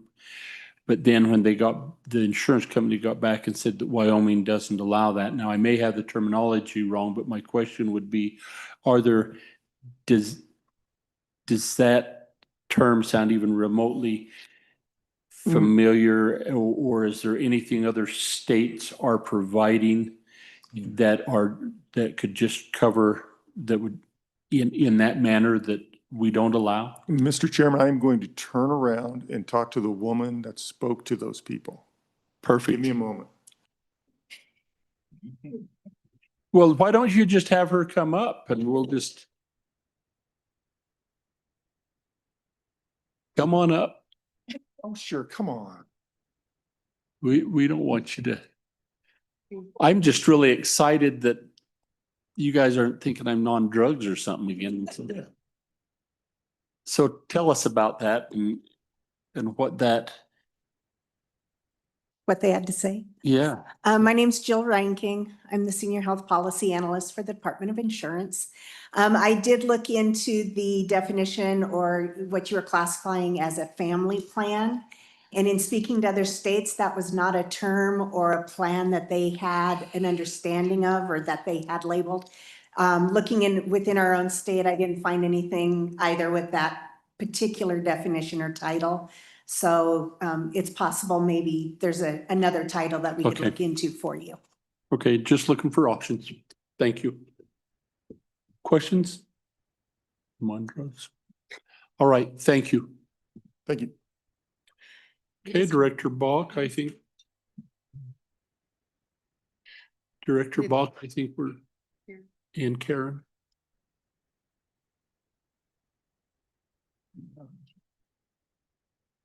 We're going to be done wrong. Maybe.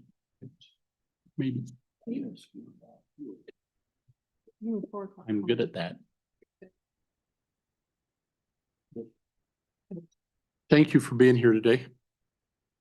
Thank you very much, Chairman, Co-Chairwoman. My name is Patricia Bach. Excuse me. A&I Director. We have the Employees Group Insurance under our agency. You've met Karen Williams, who is the Program Manager who has all your answers for you. I have more of an overview, but she's here to answer the tougher questions that we have. And listening to today, I would pretty much say ditto to everything that has been said today about what we know about the ACA and the insurance. One thing I would say that EGI manages approximately 32,000 lives, 33,000 lives, somewhere in there. Our average age is probably younger than Blue Cross Blue Shield. I'm not positive on that, but you know, we have the employees group insurance, so we're about 38 is what our average age is. I think that the way It's been a long the time. way that our statutes work, and we work to administer this plan with legislative oversight. So what happens is if we want to change the plan dramatically, so for example, we used to be 80-20. We went to 82-17, 18, 82-18. Match. Yeah. Contribution was Yeah. 85 then 82. Yes, 85 and then 82. That comes from the legislature. So if we wanted to change that back, we would have to ask for permission from the legislature to do that. So I might add, those were pretty intense conversations, yes, sir. as I recall. They were. What happened, this was prior to COVID. So I might give a little bit of background on that. Prior to COVID, I had just become the director, and EGI was in a little bit of trouble, and our reserves were low. They had been drawn down through rate holidays. Some may argue a budget rate holiday, some may argue for other reasons, but they wanted a rate holiday to save some money. Once that happened, EGI got into a little bit of a tough spot. We changed some of the plan structure, and the funding has always been generally the same. So then COVID hit, and it was a windfall actually for EGI. So COVID hit, nobody went to the doctor. We built up our reserves in a year, and we thought it was going to take approximately 5 years to build those back up. So during COVID and directly after, the 2 years after, we did not see the increases that other insurance companies saw. We had people who did not go to the doctor. But now we're seeing, because they didn't go to the doctor, now we're seeing them go to the doctor and things are exponentially worse for them, their health. So we're seeing that increase significantly today. So when you see that curve for insurance, I'm talking specifically for the insurance, steadily going up 6%, and I would agree with that number. Ours did not go up 6% in those years. It was static almost, or went up 1% or 2%. But now we see it going up double what we normally would. So EGI is slightly different because of the age. And we've talked about the process for establishing the premium rates and deductions. We can change that, EGI being we. We don't have to go to the legislature and say, we want to change a deductible. We will change that. So for example, we changed at that same time from a $500 deductible as our lowest deductible to a $900. One thing we saw when we instituted a rate increase this last year, it was a fairly small increase. I think it was 6%, 6.2%. We saw people migrate from the $900 deductible to the higher deductibles. So then we take in less money at that point. So those are the things we're seeing when we change or increase rates. Those are the things we can change on our own. What we can't change, like I said, on our own is the 80-20, the bigger issues. We have to bring that to the legislature. And currently, monthly, we give the JAC a report on EGI and the soundness of the plan. So every month, LSO gets a copy of the balance sheet, basically. The third, If we yes, could, sir. Representative Geringer. Thank Yes. you, Mr. Chairman. And actually, this is a question more for Blue. I'm curious, during that same time frame, the COVID time frame, the pandemic time frame, did you also experience a windfall, so to speak, or an increase in being able to put money into reserves? Mr. Chairman, members of the task force, Representative Geringer, what I will say is that during the COVID era, what we did as a company is we decided that we would care for any treatment related to COVID cost-free. And so what we did is we provided the care and treatment for COVID at a cost-free basis, which we weren't necessarily required to do. What we did, I think the right term for it is that we were eligible for one of these PPP loans. I'm not sure if it's exactly characterized as a PPP loan, given the size of our organization, but we did not apply for that loan and we did not receive any COVID money in conjunction with what happened during that time frame. If that answers your question. Director Ball? Sure, and just to kind of go off that, we also, if anything was related to COVID, it was covered 100% through the EGI plan. We also did not ask for any loans.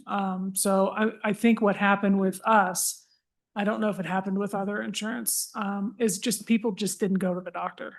So we didn't have payouts. Well, but I think the advantage as a state agency during the COVID funds, we was able to supplant general funds with COVID dollars and rat hole those general funds that we had appropriated, like for your budget and for our reserves and stuff. So we benefited the state.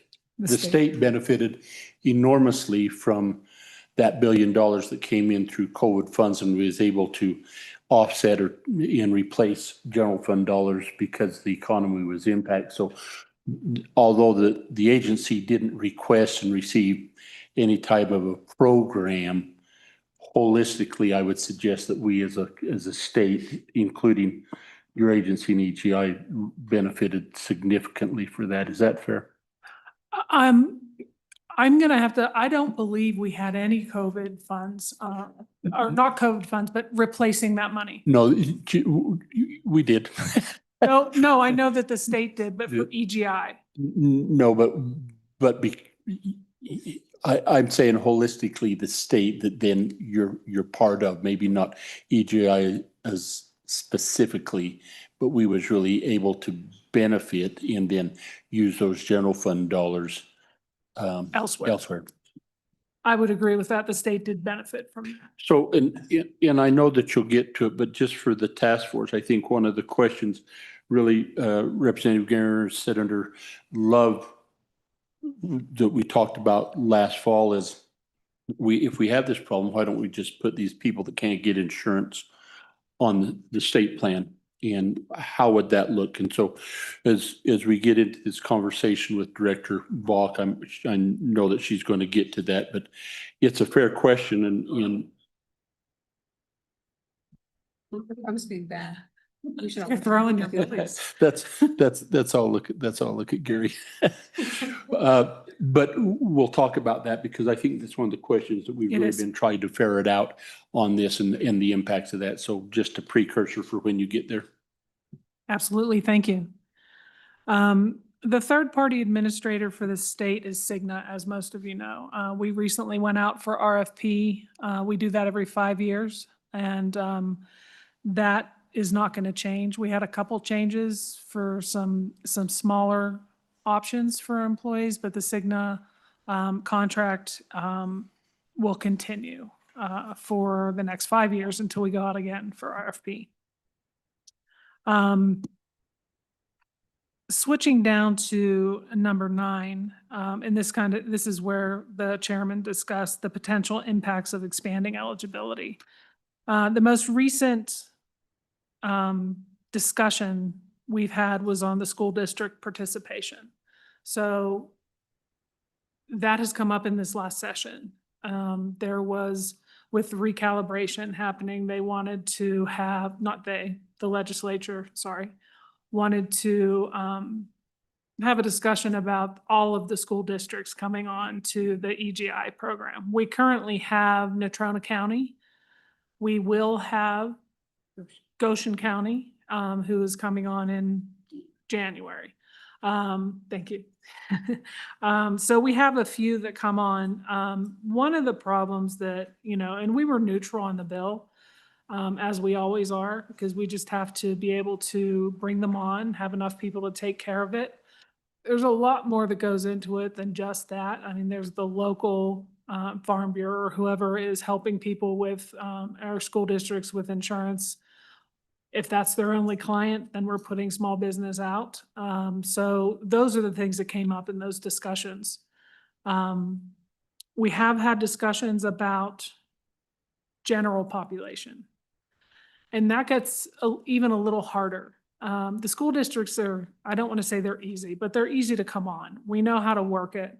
We know essentially how many people. We know how much they're going to pay versus what the school district or what the employee is going to pay. It would be the same program. When you talk about the citizens of Wyoming, it gets hard because you have to talk about if they were going to pay the 900 family rate. That's going to be close to that $3,000 because that's both sides. That's the employer and the employee side. So how much does that really help? So those are the things that we need to discuss is if there's going to be some kind of subsidy. If you wanted to, if the state wanted to do a subsidy for somebody coming on the EGI plan that was not associated with a school district or an employee. So those are the things that I think are the hard questions on where that money comes from. When we look at a state employee, I'll take myself, I have a family plan, I'm on the 900. I think I pay about $460, somewhere around there a month for that. And then the agency picks up the balance, which is significant. So those are the things we have to talk about because that is a good price for me. Now, when you talk about my custodians who are making $17 an hour, it's still a big price for them to be on EGI, but it's still a lot better than going on the marketplace from what I've understood from Representative Larson when we've had our discussions about some of his folks. So that's a lot of change to look at EGI as more of an insurance company. And I always tell everybody, we're not really an insurance company. We are self-funded. We manage that. Kind of an insurance company, pseudo insurance company, but not really an insurance company like the Blues. So we have our third-party administrator that I think when we were looking at how much we pay per medical claim versus overhead, it's somewhere around the 93%. 4 cents out of every dollar is admin. 4 cents out of every dollar is admin for EGI, which is pretty good. So it's more like 96, yeah. So you have an established EGI division, works out and you kind of know how to plan for that and whatnot. So I would assume that if the idea was to expand this population to citizens of the state that could voluntarily participate, and there would have to be rules and whatnot drafted, but what would you have to, I'm sure that it would impact your pool. And would that potentially increase premiums for state employees? Or could you absorb that solely on the backs of the people that join? And then how do you make that determination with the Cigna? Do they have the actuary that then evaluates what this population, because they would have to make I assume that they would have to take in consideration if we have 10% unemployment, then is this 10%, 56,000 people potentially going to come onto the plan? What are the ages? What are the potential risks? Am I seeing that right? Or how would you do that? Mr. Chairman, there's a couple things that lend into that answer. We were talking earlier about, the ACA and 26-year-olds, can stay until 26. Pre-existing went away.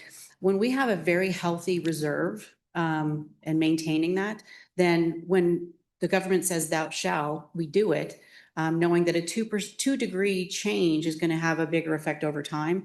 But with a healthy reserve, we can technically absorb those. And then as the utilization changes, the rates are set based on healthcare costs and what that utilization is.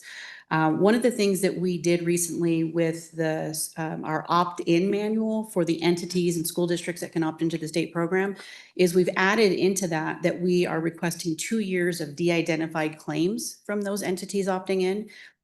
If somebody comes on August of 27, getting 2 years of de-identified claims history isn't going to impact anything right then and there, but it does give us some information to be able to help set those premiums in prior years based on some utilization information, claims information.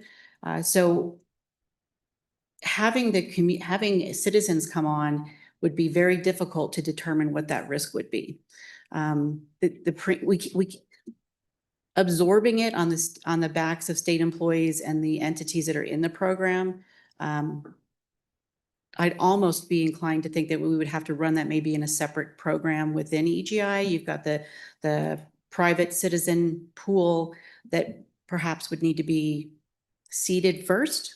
And the other problem that we have is the marketing of that. So when the bill passed that let the volunteer firefighters, EMTs come on, we don't have a centralized HR contact in order to provide information to any of these folks.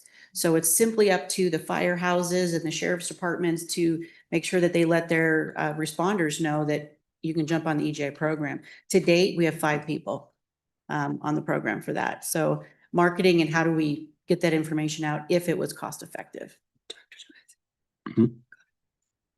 Director Johansson, please. Thank you, Mr. Chairman. Maybe a question for Director Bach or Ms. Williams.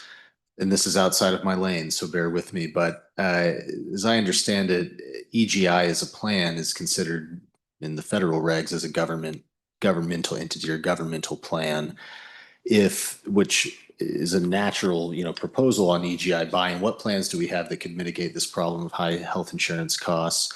I remember a term from those regs that is, the employees of this plan or the members of this plan must be dedicated to essential government service. And so help, the remedial kid in the class here understand what it would mean to lose that status or what type of plan we would have to become if there were essentially, consumer buy-in from the citizenry of Wyoming. Mr. Chairman, Director Johansson, that's something that we would have to look into. One of the things with talking about this earlier in prior conversations was whether or not that would then suddenly make us subject to ERISA. So we're doing a lot of work with our actuarials that are EGI's actuarials. So that's definitely a question that needs to be answered in this process on whether or not it really should land with EGI or not. If it's okay, I'd like to give just a little bit of additional background as this comes. So with plan structure, one of the things we're looking at right now is that the 4 plans that we currently have are all 80, 82, 80 as far as the actuarial value. So there's not a lot of spread between the 4 plans that we offer. Really, in the 23 years I've been around, all we've done is increase deductibles over time, and we added a high deductible health plan. That's the only change that's been made. One of the things we're looking at with our actuarial is making sure that if we do any plan design change, given that it's approved, does it move the needle sufficiently to reduce how much of a rate increase we might have to do? And again, we make all these decisions based on what's best for the member and best for the plan financially. So we've had an unprecedented year in 2025. We spent 49, rounded up to $50 million of our reserves in the past 18 months. So we have to do a rate increase. So we're looking at different plan designs. They may be tightened up. There may be less of them. There may be more out of pocket. I think we have to have money to pay the claim. So that's just some of the background. What we're doing with our actuarial is tightening up and refining our rate setting process with as much transparency as possible. What are the claims expected, the expenses, how much revenue we're getting in? The idea that we've had about 300 people migrate from our most expensive plan to either the 2,000 or 4,000 option, depending upon what our rate increase is for 2027, we may have even more migration, which does put us, freaks me out a little bit more adverse selection. If somebody goes to the $4,000 deductible, we get less revenue. But if they weren't meeting their deductible to begin with on the 900 and just basically overpaying the program, we're not saving any money. We just get less revenue. So we really have to look at designing for the member and us what this was maybe intended for. Well, we've had discussions about the history of it and what was it meant to cover.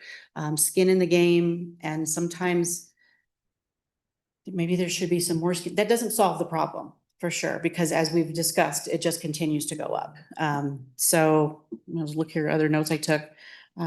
So we're refining that. We did just do that RFP process. The only thing we're changing is the life insurance, and that's a substantial savings, but everything else is staying the same for 27 going forward. The school district participation, I did get a list from the Department of Education of all of the business managers for all districts, and I sent out a white paper along with our opt-in manual to every single one to try to determine interest as far as staffing and resources. And I got about 8 responses back, and those 8 said no. So I don't know where that's going to go. Even though the incentive for not joining the EGI program has gone away, nobody's really jumping on it. And then I don't know if everyone here is aware, it's a 120-day notice that a school district, any entity who wants to come out, we do have a county government who's interested, and we've had a couple phone calls with, but they have to give us 120 days because of the logistics of what it takes to set up a new group. So that's what's on my mind right now. Rocky, did you have a question? Comment? Mr. Chairman, yes, I just wanted, this has been pointed out and I appreciate it that we're Blue Cross Blue Shield of Wyoming. In our presentation, we were explaining our role as a health insurance company for fully insured individuals. And we do act as a third-party administrator for other entities similar to what the state plan offers. And they've mentioned as well that they are non-ERISA. I think that was brought up. They're not necessarily governed by the rules of ERISA because they are a state plan. So therefore, they're carved out from some of the ERISA requirements. Regardless of that, one thing I would mention, and it kind of goes back to a question that was asked earlier that I wanted to also clarify, is that an ASO group that is non-ERISA or ERISA is not What's subject. ASO? An administrative service organization, which is an employer group plan, self-funded. It's very similar. What they are not required to follow the same MLR requirements, medical loss ratio requirements. So for a plan such as ourselves on the individual exchange, 80% of the premium received has to go back to medical costs. For a large group, 85% of the premium received has to go back to medical costs. For a self-funded plan, there is no requirement like that. So going back to the question that was asked during the COVID era, what we did as well is we paid rebates back to the individuals because there was less care that was received during that time frame. And if we didn't have the medical loss ratio requirements, we probably would have been able to keep some of that money, but we didn't because of medical loss ratio requirements. But in addition to that, we also did what we called a premium holiday for all of our small groups. And we paid back some of their premium because of there was less utilization during that time frame. So we didn't just keep that money. We paid it back because there was less utilization during that time frame. And Chairman, I would agree with that. I remember we discussed how we would do that because you had a lot of news reports about insurance companies having rate holidays because of the not using the utilizing the medical plan. And so we did have discussions about that as well. So it's absolutely correct. So Director Bach, I guess my first question, can we go back to the reserves? It seemed like there was a federal requirement, something in there that you couldn't have over 90 days, but you needed to have about 90 days worth of reserve in the event there was a pandemic or some other thing that you had to cover those costs. So right now, you try to keep what amount?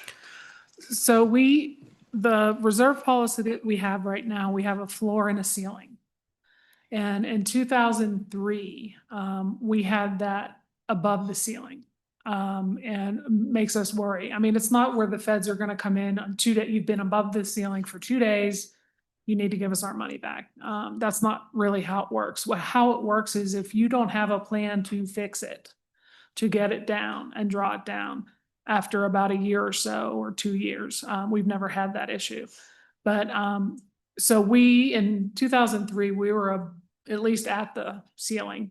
And now we are a little under the floor. So with the last year, 18 months, as Karen has said, we've had an incredible amount of claims, including the high 10% claims. I think Stefan talked about, or Franz did, about hemophilia. We have multiple hemophilia patients that it's significant, and that's lifelong. So those are big claims. Babies, we call them the $1 million babies. Thank God they go down to Anschutz and they survive being, very small babies. But that's millions of dollars down there. So we are concerned about the reserve. However, when you talk to the budget department, they're not as concerned about it. We tend to be a little more concerned than they are. But that's why we're looking at a rate increase, and it's probably a double-digit rate increase in January. Share with us what that amount is. Where would you like? I believe we're at 49 million. Is that right? We've gotten some revenue. I think it's about 65. We're back Okay. up a little bit. And you'd like to be where, Karen? 74. Our floor is 44 million as far as our net reserve, not cash balance, but net. So 44 million. The ceiling is 136 million. So again, just for information, the floor is in claims that have been incurred but not paid yet. And so we try to we don't want to be too high, we don't want to be too low. So the target is about a month and a half, 50 days, the IBNR floor plus 50 days of claims. Our ceiling is the floor plus 75 days of claims. So about 136 million is the ceiling. So then my next question is, as I look at that and the possibility of it expanding, I've tried to think, where do we have a similar exercise in the state? And the closest I can come is probably Medicaid or healthcare financing, paying out claims all across the state. And I think, we've invested significantly. I think it's the Wings. Is that the one we have working there, Director, that really has made that claim system work wonderfully. Do you guys have what's your capacity? Do you have the technology to administer what could possibly come down the pipe, or is that something that you'd need to look at as well? Chairman, I think that another one would be risk management that pays out claims too. Yeah, sure. So I think that if you're talking about the citizenry more than just the school districts, if you're talking about everybody, there would be a significant change to EGI. I mean, we have actuaries, we have Cigna or whoever won the third-party administrator. I do think we would have to have somebody come in and talk about whether it needs to be a separate pool.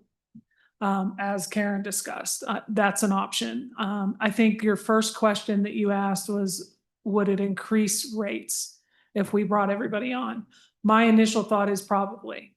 If those folks can't get on a plan, or if they're retired but not hitting Medicare eligible yet, those are the folks that need the insurance. And so I would say probably that the rates would go up. I think the rates would go up even if all the school districts came on. I think we would have that issue as well. So I don't know how much they would go up. We would have to get the actuaries to really dig into that. They started to and are working on the school districts, correct? No, we weren't, Mr. Chairman, there's no interim. We're not spending any money on a study for school district. We don't have any claims data. We don't have any information with which to work off of. And if we had that, if we had that information, we could. And I think everybody here understands the recalibration that went through. So one of the things in the recalibration was, we're going to give you the money for insurance, but we're not going to let you keep the money that you don't use. They used to keep the money. They were able to utilize that money elsewhere. So now they cannot. That may change some minds in the next year, when they look at whether it's cheaper to go on EGI's insurance, or if it's cheaper to stay with what they have if they have to kick back that money. The ghost employees is what they talked about. So if I may take a swing at that, Ian, just to make sure we make sure I understand it. Mhm. Okay, and so the health insurance rate that we provide in the block is based on what you provide to state employees. And so based on the number of employees the school district has, they get that block of insurance money. Then currently, they have the ability to go out and shop with whomever another provider may be. And if they can get that insurance at a cheaper rate than what is allocated to them, they can do that and keep the excess to within the block. Am I Yeah. saying that right? Yes, you are. And on top of that, they also have employees. If they only have 10 or 90% of the employees are filled, they're still getting 100% of the money for the employees. They Right. can So use if they were allocated 100 employees in the model. Yep. But they felt like they could get by with 75, they would still get employee insurance funding for the full 100. Correct. Which led to that term that we've used as ghost employees for that 25. Just For educational purposes. we need to make sure we understand that well. So then staffing, were you to expand that, that's the first question, to schools, all the school districts, and then we throw in this other, however many. I would anticipate maybe an impact on your full-time employees for administrative purposes. Chairman, when we had that original discussion about the school districts, and it looked like it could go through. We were asked by Dawn Richards and LSO on what we would need, and we assumed we would need 10, 11 full-time employees. We have that now. It would double it. It would double the members on EGI. So if we were looking at the citizenry as a whole, I think we would have to really look and see who's not insured. We'd have to get some numbers to try to figure that out. And I don't know, besides having the Department of Health help us and. Thank you for breaking that ice. I was really contemplating, but would there be any reason that you couldn't administratively handle that within healthcare? I don't know, but I would assume that it'd be the division with the technology and whatnot. How difficult a lift is that in then coordinating the two agencies to do that? Have you thought of that at 2 o'clock in the morning when you're? I'm sure Karen has. Mr. Chairman, I'm thinking about it now. In addition to 2 o'clock in the morning, it depends on what the what is, what the directive would be. But no, absolutely no issue coordinating and collaborating on technology that we've built or have available. Just would remind the task force that all of these options are theoretical options until they become operational. So when you think of EGI buy-in or Medicaid buy-in, these concepts that are out there, we can absolutely work as a partner to look at what those hypotheticals would be, what the scale would look like, what federal match, if any, we could generate. That's usually the advantage of health department and Medicaid is we can cost share, but potentially not in an area like this. But absolutely happy to participate should there be a directive. Well, isn't that interesting? Continue. Or we running out of steam? No, sorry, I was looking at the agenda on the coverage gaps. I do think that's where we need information. We can, as Director Johansson said, we can talk about this all day long. We need to have the hard numbers on what that would look like. I think that when we were talking about cost and the cost not changing, I think that's still going to be a problem. No matter if everybody came on EGI or everybody came on Blue Cross. I think that the healthcare costs in Wyoming. And that graph that you see, it doesn't change. So it's a matter of how we want to pay for it. And if you look at our statutes, and I will piggyback on what Director Johansson said.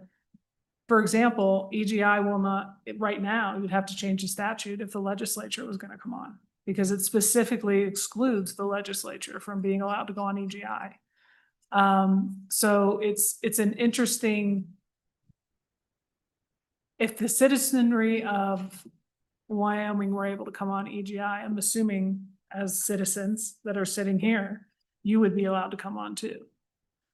So those are the things that we really have to look at. I was reading the statutes again. It's been a while since I was reading the statutes, and it's pretty specific on exactly who can come on. So we would have to adjust that. Right now, we have a question on whether charter schools are considered a school district. So we have that something working on, trying to figure that out, because it doesn't mention that in the statute. So when we talked to Director Johansson and Director Bach, when we talked about the expansion population, and I don't know with the big beautiful bill if that has changed much, but we were thinking it would cost to expand Medicaid, it would cost the state about $10 million a year at one point. Is that, am I recalling that number correctly for that point in time? Mr. Chairman, that's roughly accurate. And we don't have any reason to believe that our previous modeling and reports that we submitted to the legislature, it's been a couple of years since we've done that, but no reason to believe that population or those projections would substantially change. And if memory serves, it was around $10 million general fund, state funds per year for approximately 24,000 projected enrollees. In that 10 million represented what portion, the 10%?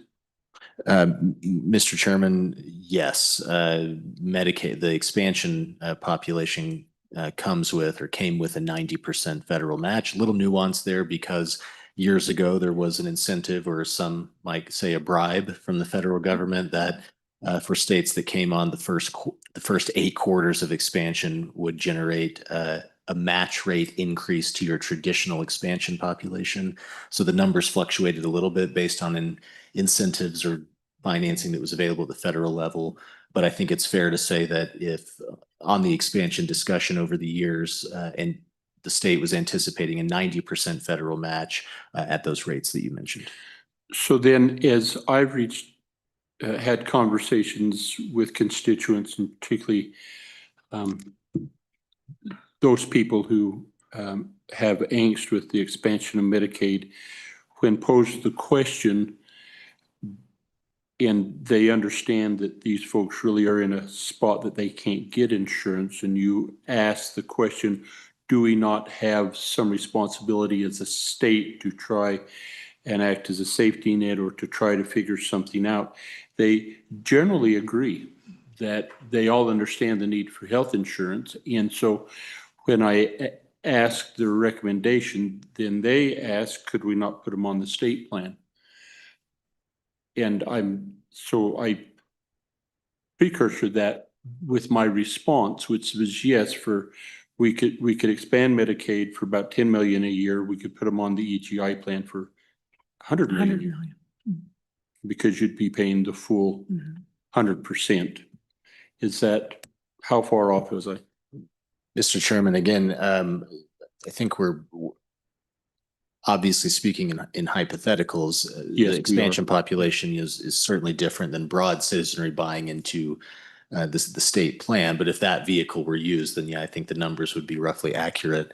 Important to caveat that with recent federal legislation at the congressional level, both requirements and changes to not only expansion programs, but Medicaid programs, most of which Wyoming does not have to adhere to because of how we're structured. But we're happy to provide that information to to the task force if it would be helpful for discussions going forward. But last summer and over the next 2 years, as various requirements, like we talked about this morning, work requirements for Medicaid expansion, et cetera, go into place, that has changed the dynamic on Medicaid expansion. But we're happy to provide that to the committee as a summary. Yeah, if you would, and I bring it up in this case because as we talk about expanding EGI to cover populations, this is one of the populations that I think enters into the conversation. So thank you. Rocky? Mr. Chairman, just a couple thoughts on this discussion. We were a part of this discussion during the session, and while I can't provide legal advice to EGI and certainly wouldn't try to, one of the things I would say that is that if you start offering health insurance to individuals, it doesn't look like employee group insurance or health coverage anymore. It becomes individual health insurance coverage. And typically in that space, what you're talking about, you can provide public options at the state level. There's ACA legislation that would allow for something like this to happen. But typically what you'd find yourself in a space of is you would have to have an insurance license, which would be the vehicle to allow you to provide that type of coverage. So you couldn't do it under EGI. You would have to have a vehicle that would allow you to do that, which in Wyoming is a license to provide health insurance. In addition to that, because of the ACA reforms, you would have to follow all of the ACA rules. You couldn't follow the same rules that you're following under EGI, which would be for a self-funded plan. So therefore, you would have to implement all of the market reforms, all the essential health benefits, and contribute to risk adjustment and all of the other federal programs that any other health insurer would have to participate in. So those are things that you would have to implement and you would have to follow. The other thing I would say about the school districts, which has been talked about before, again, we're talking about a group that's about, or a collective that's about 30,000 individuals in the state of Wyoming. Currently, I think the state plan has about 30,000. So you're doubling the size of the state plan by adding the school districts. And what you're also doing there is you're taking 30,000 lives who are third-party administrators with other people, with other health insurance companies in the state, including Blue Cross Blue Shield of Wyoming, and you're isolating that to one third-party administrator who currently is Cigna and currently is not a Wyoming corporation that's sitused in the state of Wyoming. So, I mean, one option that others have followed is having dual option third-party administrators in a scenario like this, so that you allow the person who's entering into the pool to, they call it slice business, and it's not always the best, but basically they can select the carrier that they would like. And so if you're going to do such a complex lift where you're adding 30,000 additional members, doubling the size of the pool, it does make some sense to have other options for health insurance so that you don't just have one, or other options for health coverage, so you don't have just one operator within the state that is basically taking on all of those lives. Well, aren't you just a wheelbarrow full of complexity? Thank you, Mr. Chairman. But I think this is really fun because as we talked about that, there's just more to it. And as we move forward over the next few meetings, having a little flavor of this helps us to not make assumptions that will just can't meet the muster. So, Madam Chairman. Thank you, Mr. Co-Chair. I'm glad to hear that option being discussed in an open meeting, but I think to take us back to affordability, right, which is not fake news. We learned, right, that even increasing the pool does not make it more affordable No. or reduce those costs. And so it just, I think, based on what I'm hearing regarding the current status of EGI and where those reserves sit, it would be unwise to our current members to take on such a large population, just because that's exponentially a lot, and probably too risky to the current members in light of how risky it is right now with an 80-year-old insurance company operating, and our experience of 20+ years at EGI and kind of managing this. So I think moving slower on, everybody get on this health insurance. I think that's important for us to do, but we need to move more cautiously because increasing the pool is not going to reduce those premiums or those costs, right? So the same reason why we're seeing that adverse population become higher because the premiums are too high, so they're going to a higher deductible. It's not going to solve anything. So I appreciate, and if we move forward with having all of the uninsured be available to access EGI, I think that we also make sure to let them know that all providers in the state are available. This will not solve our problem and could compound it in a way that we are not financially prepared for. Rocky, please. Mr. Chairman, Madam Chairman, thank you for those comments. I think they're well put and opens the door for me to say that Blue Cross Blue Shield of Wyoming, of course, was not in favor of moving the school districts into the state plan for the reasons that you mentioned. When we talk about risk mix, I think that is very important to think about. The school districts are very much different than the state employees.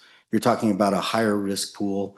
And typically what you're going to see in a situation like that, when you take on that risk and you don't slice it up into different pools especially, is you're going to find that those that are less risky, which I would assume would be the current state employee plan, are going to be subsidizing the premiums of the school districts because they are more risky. They're scattered throughout the state of Wyoming. They have completely different risk dynamics, younger people that are having babies, people that are having other things. So you have to look at that, and it is a much different demographic when you're taking on that big of a load for the state plan. So I'm surprised to hear you say that they would be a riskier population, because it would seem to me that they're a very similar population to the state employees, and we have state employees all across the state. The state employees are having babies and creating. So I'm not sure that it would be interesting to see the data that why the school districts represent a higher risk.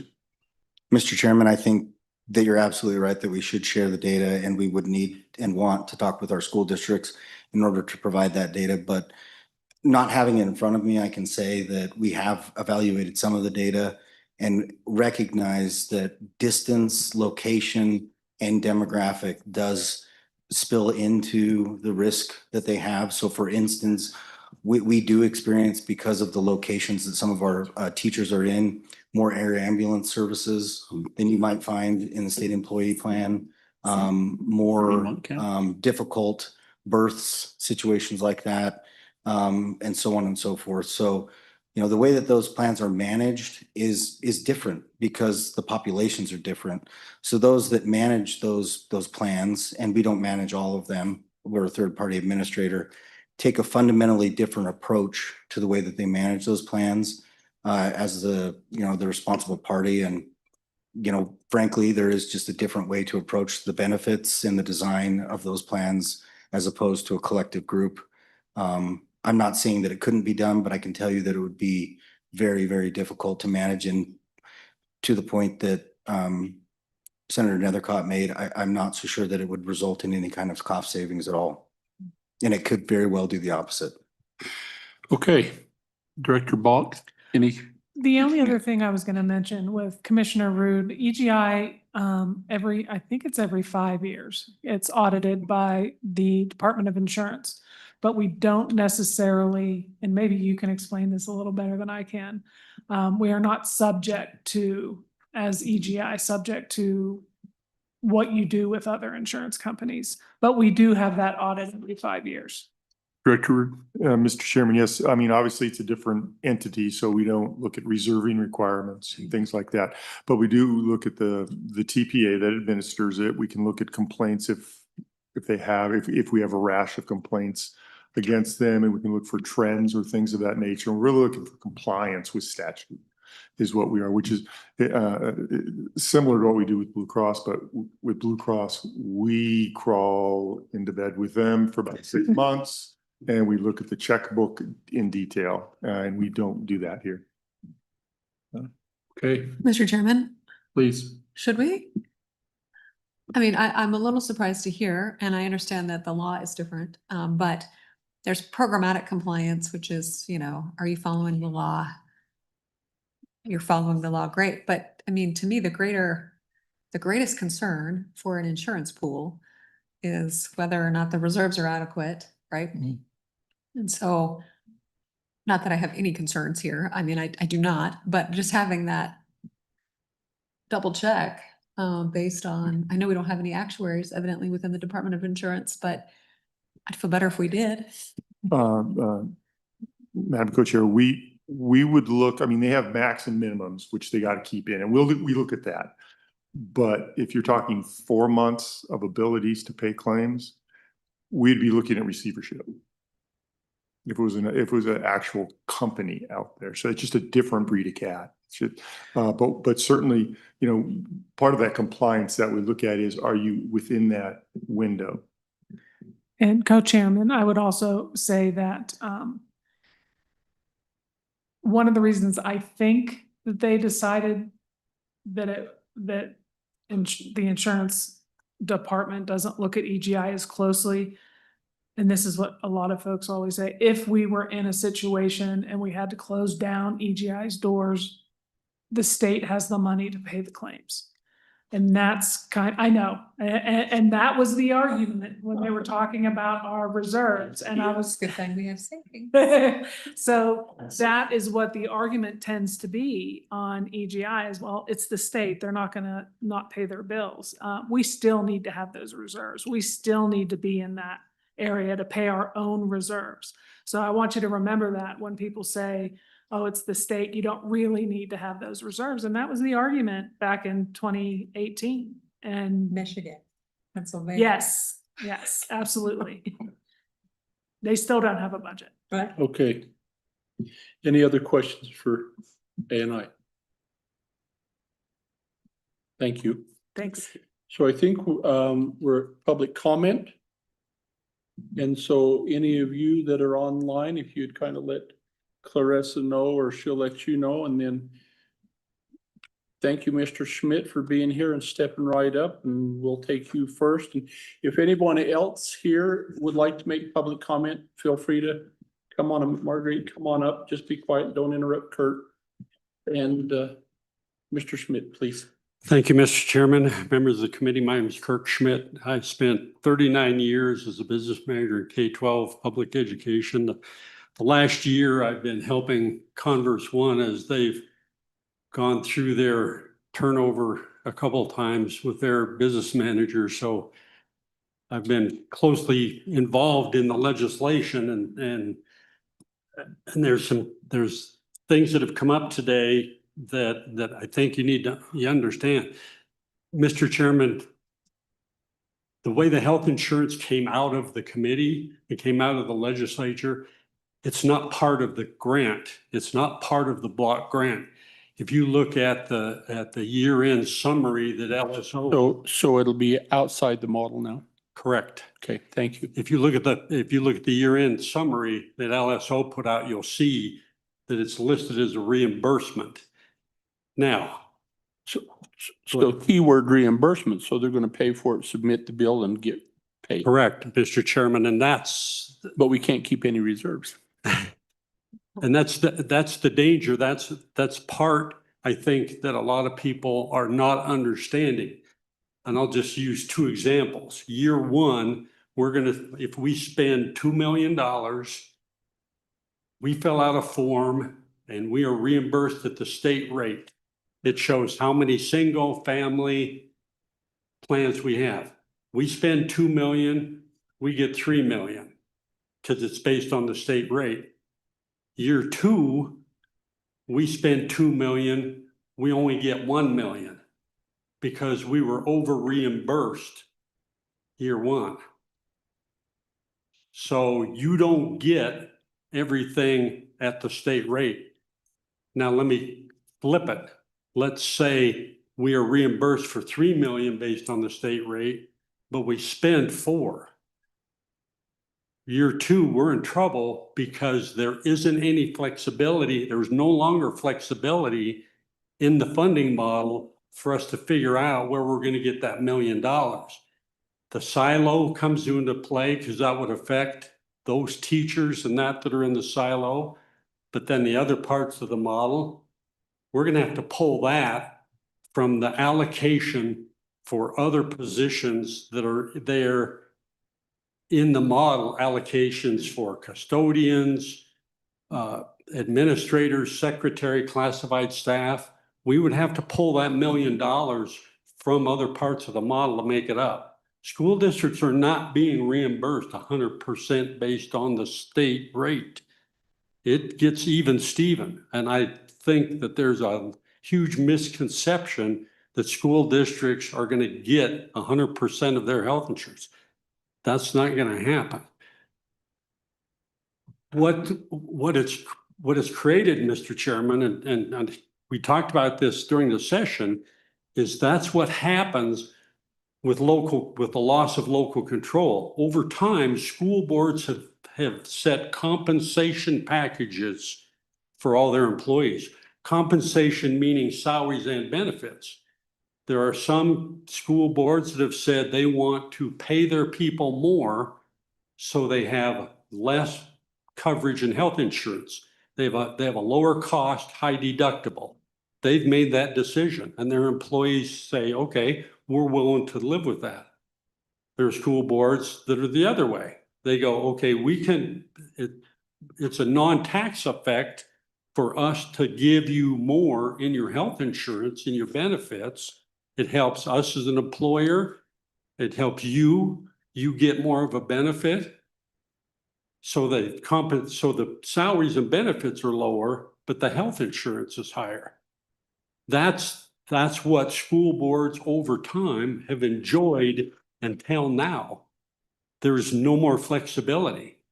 School boards are going to have to wrestle with, okay, what are we going to do? How are we going to do this? Because they made a decision. The ones that are going to, I mean, both sides are in a quandary.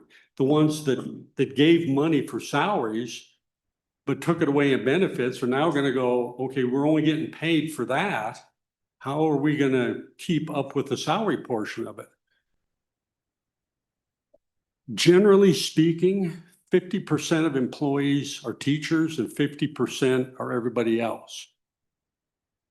Huge money put into the teacher salaries. Everybody else, no. You have to move, you end up moving things around. So it takes that away from the board's ability. One thing, risk came up and Mr. Chairman, I agree with what you said until I had an opportunity to talk to an actuary a long time ago. And it was kind of a rude awakening for me because I thought, well, what's the difference between school people and the general population? And if you've ever talked to an actuary, it's an interesting discussion because they just have I mean, I thought I had a different outlook on life, okay? But what he said made sense. He goes, the general population works 12 months around, okay? 50% of the teachers, 50% of the other employees, 2/3 to 3/4 of those employees have 3 months off where they are not in a controlled working structure. So as an actuary, when you're looking at an industry where people have that much time to do whatever they want, I mean, everybody in this room knows people that you're going, I would never do that in a million years. Okay, they engage in different kind of behavior. And it was interesting after that conversation, for a couple of years, I started watching claims because I could get the claims by contract. And I thought, you know what, that's true. I mean, people were engaging in riskier, they had more time to do it. So there was more of an exposure. They are not in a controlled environment 12 months a year. So it is a different risk than state employees. What was said earlier is true. You're going to double the size of the state pool. That isn't going to decrease anybody's cost. It's not going to, people think that the economy of scale works. Well, in insurance, based on my experience, Mr. Chairman, it kind of works the other way. The actuaries are very conservative. You all of a sudden double that, they're going to get real conservative on what their claims are.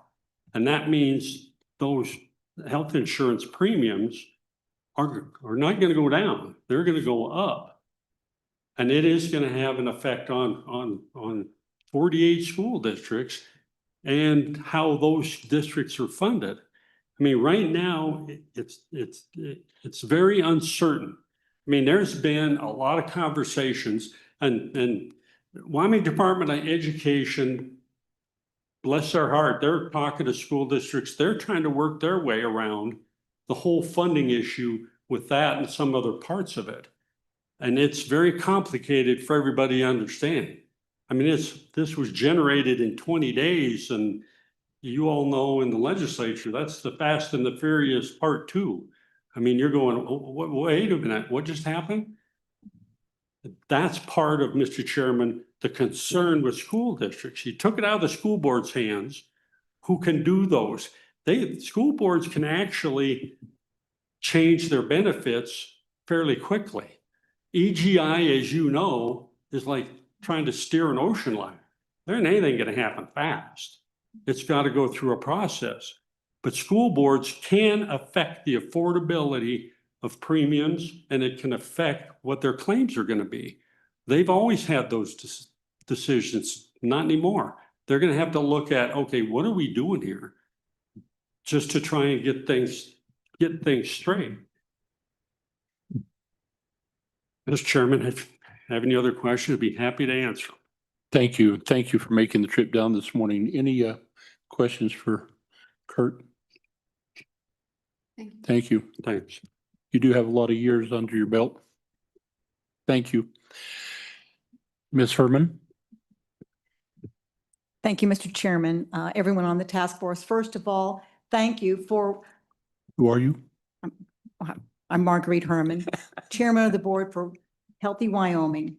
And it's a group, it's a coalition of local, state, and some federal health partners that look for ways to make healthcare in Wyoming accessible and affordable. And I congratulate you for tackling this. It's been tackled before. I appreciate the sort of a new angle you're taking on it, looking at the insurance. And so I appreciate everything you're doing, and you've got exactly the right people in the room. So I'm hopeful.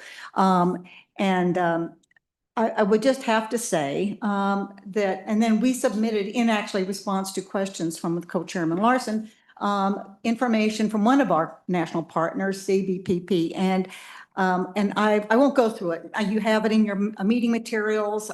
It talks about what we hope that you will consider as you consider various ways to solve this problem. Something that was or has come up today already is Medicaid expansion, which is something that we have been advocating for as one part of the general accessibility and affordability issue. It's not a panacea, we understand that, and it comes with baggage that actually HR 1 from last year is further complicates it. So it's not a slam dunk, we understand that, but it has a lot to offer. And just before and one of the things that, aside from all the other things that has been mentioned over time about Medicaid expansion, reducing the uninsured rate, strengthening rural hospitals, lowering compensated care costs, drawing substantial federal dollars into Wyoming communities through this 90-10 match, which is still in effect. I just want you to consider what I have been told. I understand that if you have insurance, you consume healthcare in a very different way. Just like driving on your car, you see the red light go on your dashboard. You understand it's good to go in now to have your car checked out. If you don't have the money, you wait until the repairs are catastrophic. Same thing with healthcare to a great extent, that if you have insurance, you don't end up with crash because of untreated diabetes or an unattended infection. You don't end up in the emergency room, which I've been told is the most expensive door in the healthcare system. So you consume healthcare in a different way. And so I guess we had more of our population, say the 20,000, which may be less as outlined in the paper because of the new requirements from the bill. But if the numbers are even close to that, consider what can be accomplished if we have 20,000 people insured, covered by Medicaid, consuming healthcare in a way that reduces the strain on claims on insurance companies, dropping the uncompensated care rate. It's sort of a cascade of good effects that, an MRI will still cost the same, but maybe we'll have fewer of them. And so I just, as you work through tomorrow, please take a really good look at Medicaid expansion and how it could be not the solution perhaps, but a solution if we had more people in Wyoming with a place to get their health care rather than an emergency room or admission to a hospital. Thank you, Marguerite. Any questions for Ms. Herman? Thank you. Mr. Garrett. Thank you, Mr. Chairman. Richard Garrett. I'm a board member. I serve with Marguerite on the Healthy Wyoming board. I too am grateful for your work all day today. I've reminded myself if it was easy, anybody could do it. But you're not just anyone. We're a very select group of remarkably talented and experienced people. And I'm convinced that through your good work, your good intentions, and your ability to convince others that we will make some significant steps to solving one of Wyoming's most contentious issues. I mean, after all, the chairman has already proven that determination and grit and knowledge can carry the day. He did so a couple of months ago, maybe almost to his own surprise, certainly to mine, but that's why we're all here today, because of his determination. And so I am particularly grateful to you, Representative Larson, a longtime friend. Lloyd, as an aside, if I may, Mr. Chairman, constructed a foundation for me at my house in Lander over 25 years ago. And as you might expect, it's an incredibly solid foundation. So he's building a foundation for you all here and for us in Wyoming. So he's got the experience, and I'm grateful. I do want to add one thing.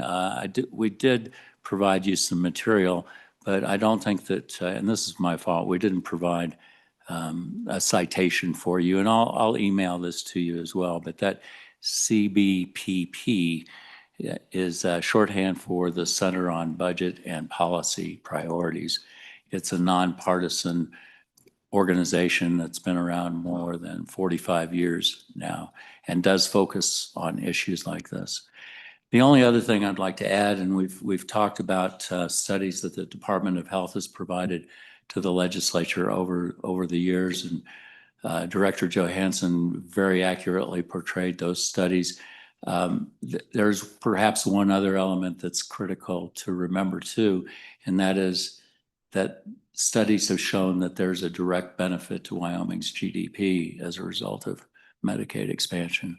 So that element too is worthy, I think, of this task force attention. And with that, Mr. Chairman and members of the committee, again, thank you very much, and I'm here for questions. Thanks, Richard, and thanks for those kind words, my friend. What we're trying to do is build foundations. And any questions for Mr. Garrett? Thank you. So do we have, please said, I think I'm going to go online first though, before I get to you. Do we have Pat or Jennifer online Clarissa? Mr. Chairman, we do have Jen online and we also have Holly Kennedy. Well, you pick. Let's go. Jen, can we take you first and then we'll go. So thank you, Clarissa. Can you hear us, Jen? Good afternoon, Mr. Chairman and committee members. Jen Lowe, Executive Director for Healthy Wyoming. I'm happy to support any questions you might have about the CBPP report that we provided to you and the other committee members, and any additional support I can provide to the 2 board members that were present today. Any questions for Ms. Lowe?